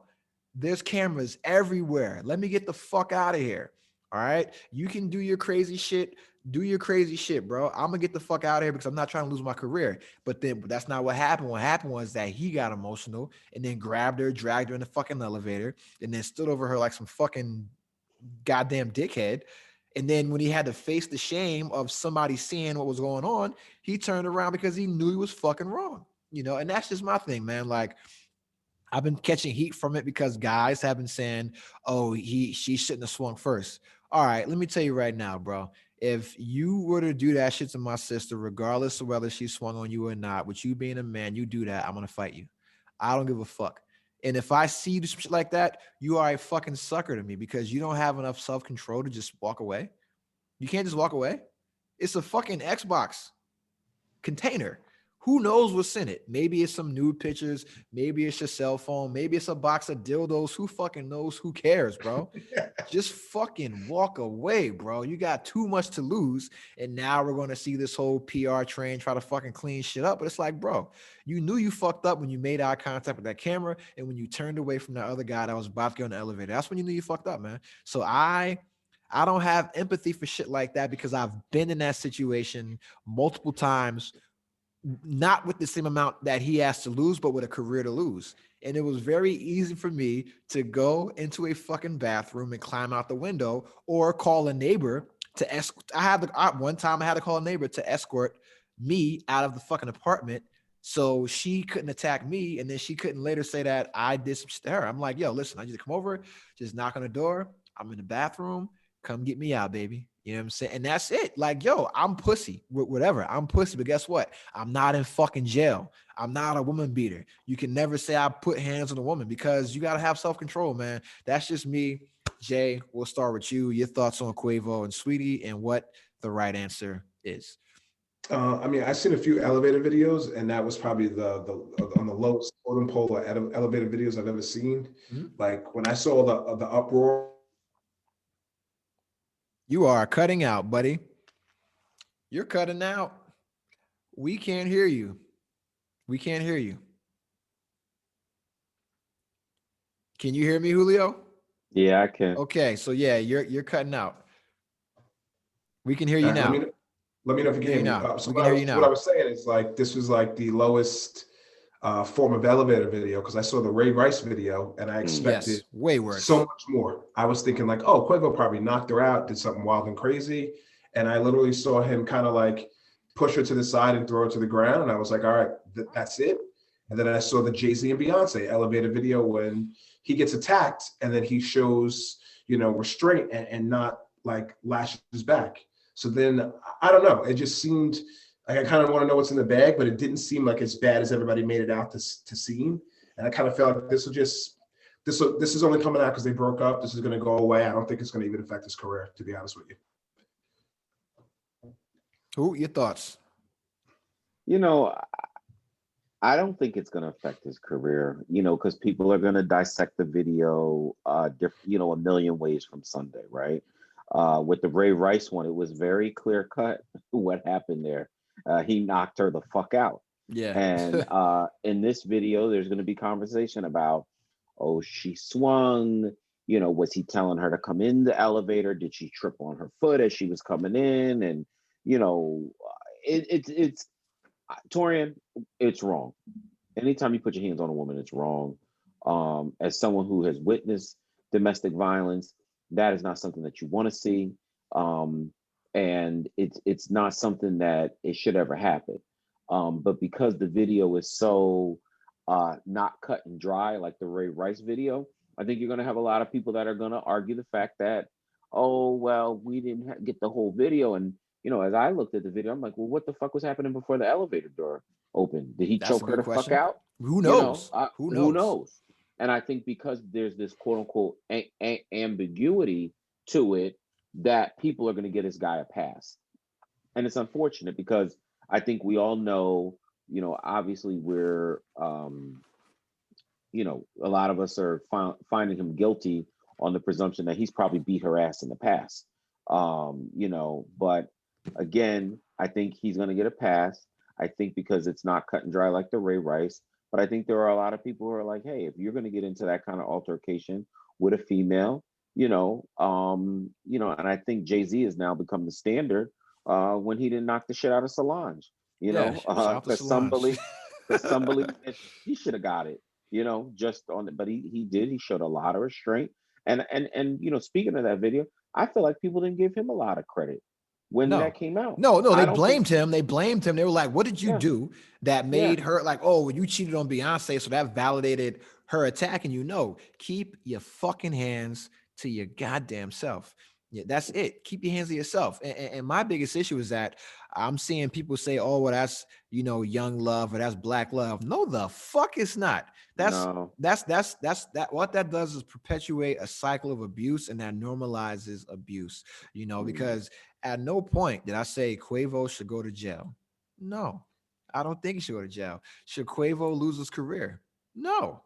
Should Quavo learn how to handle himself better and how to be an adult when you're dealing with a situation like that? Yes. Someone should have taught you that beforehand. You know what I'm saying? Like, you should have learned that from the men in your life. However, when you look at the men around him, you got Offset, who's had his issues with Cardi B, right? Takeoff, who just minds his business. But then his label bosses, I'm not saying shit about anybody at QC. I'm just going to say that they have both of them have issues with their baby mamas and spouses or ex-spouses and shit that are very public, and abuse is something that has been alleged, you know. So I don't want no smoke with nobody. I'm only talking about what's in the fucking court and what's public knowledge right now, which is y'all shit is public, bro. So then that's it, man. And then it's like who are your OGs that don't teach you how to fucking handle women, bro? Like they are going to do shit like that. Like, bro, just fucking walk away, man. Dip. Like someone's always watching, man. I don't think he should go to jail. Fuck no. Should he lose his career? Nah. Should he fucking learn? Like, but you gotta learn, bro. And then the people around you gotta hold you accountable, man. And you know, you got Adrian Broner coming out saying that that's normal. Like, if women don't argue with me or hit me, like that ain't real love. You're an idiot. And he has domestic violence charges. So I'm not listening to him. Yeah, that's like Floyd coming out saying some shit. Bro, you beat your wife too. I don't want to hear shit about you. You know what I'm saying? So that's just my thing, man. Like, you know, and Tori, not to interrupt, but you don't think that's a fundamental problem? Like, men are taught not to hit women, but every guy that you know has been slapped by a woman. Every guy, even the best guy, has been hit by a woman. So why isn't that over enforced? Like, that same thing should be taught. Oh no, so that's not enforced because women aren't being taught how to be fucking women. That's the other issue. So now you got these women that aren't women, you know, and I didn't want to get into this shit, but god damn it, we here. Because we here now. We here now. Now listen, we talked about toxic women before. All right. That is another trait of toxic women that don't know how to communicate, that can't use their words. And so they see their moms were violent, or they had a cycle of abuse in the house. So they think that's normal to put your hands on someone. Listen, if you don't want to get your fucking face slapped, don't fucking slap me, right? Don't put me in that situation, right? So no one should be touching anyone in that kind of manner. So you're absolutely right. Women need to be taught how to not hit men, right? But women aren't being taught how to be women. Who's teaching women how to be? Look at the women right now. Look at the women that are, 25 to fucking 35, right? Who's teaching them how to be women? That's the biggest problem we got right now. You got a generation of men that don't know how to be men, and you got a generation of, you got women that can't fucking cook, can't clean, can't run a fucking household. You know what I'm saying? Can't make decisions, got all type of fucking anxiety problems and shit, right? So they ain't not the same women that we grew up with that was our moms and our grandmas and our aunts. They're not them, because they weren't taught, because our moms were so fucking busy being dad as well, running the fucking household. Like the women had to do so much shit and deal with so much shit. They didn't have the opportunity to fucking teach girls how to be women, And it's like, how many times prior to being married did you date a girl that couldn't cook or clean or hold a household down or do anything that a woman traditionally did? That's happened to me plenty of times, Jay, so that happened to you. I gotta cut in here, Torian, because I was gonna ask you this question. Like, you getting into a lot of relationships where women are beating on you. I've been in a relationship with my wife, and the woman that I was with prior to my wife. I like him crazy, bro. I'm sorry. So if you combine the last two serious relationships that I've been in, it's close to 17 years, right, between the two of them. And I've been with Larissa for 14 years. Well, this year will be 14 years. Neither one of them have ever put their hands on me. Neither one of them have we argued and said things to each other. And me in particular, I know I can say some fucked up shit, and I'm sure they can say some fucked up shit back to me, but we've never gotten to the point where we were ever going to get physical, and no one has ever put their hands on me. And one of the reasons why I've never done it is because I saw it happen to my mom. So I know, and I have a younger sister, and I know damn well if anyone ever put their hands on my sister, well, I would be able to get to them fast enough because my brother will have already killed them. So, and I don't want that out there, and then this gets used against Chaz.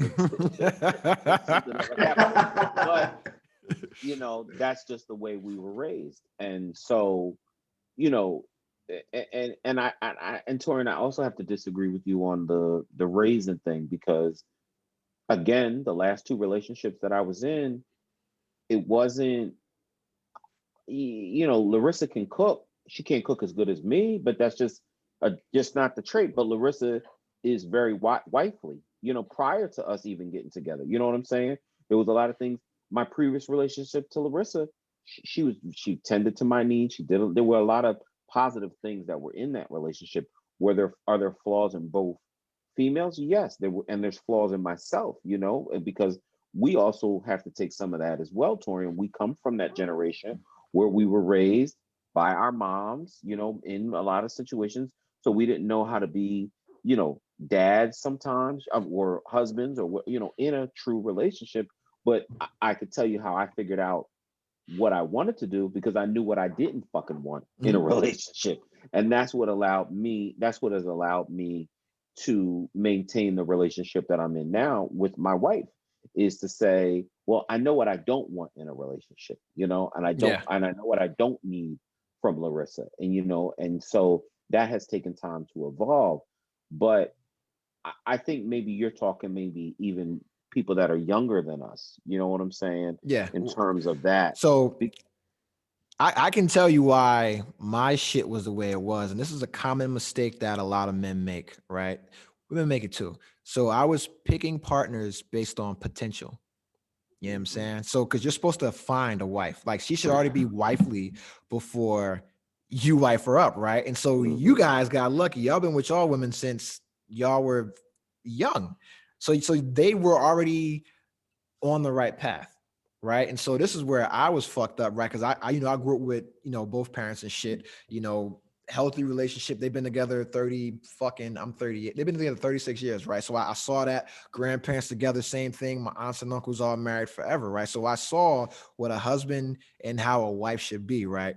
So you're taking me, right, at like 18, 19, 20, 21, 20, you know, a young dude, and I know what a husband's supposed to do, right? Provide, protect, you know, promote, right? So I'm providing, you know, a lifestyle for my wife. I'm protecting her, you know, I'm promoting whatever it is she want to do, being her support, things like that. And then that comes with a set of expectations, right?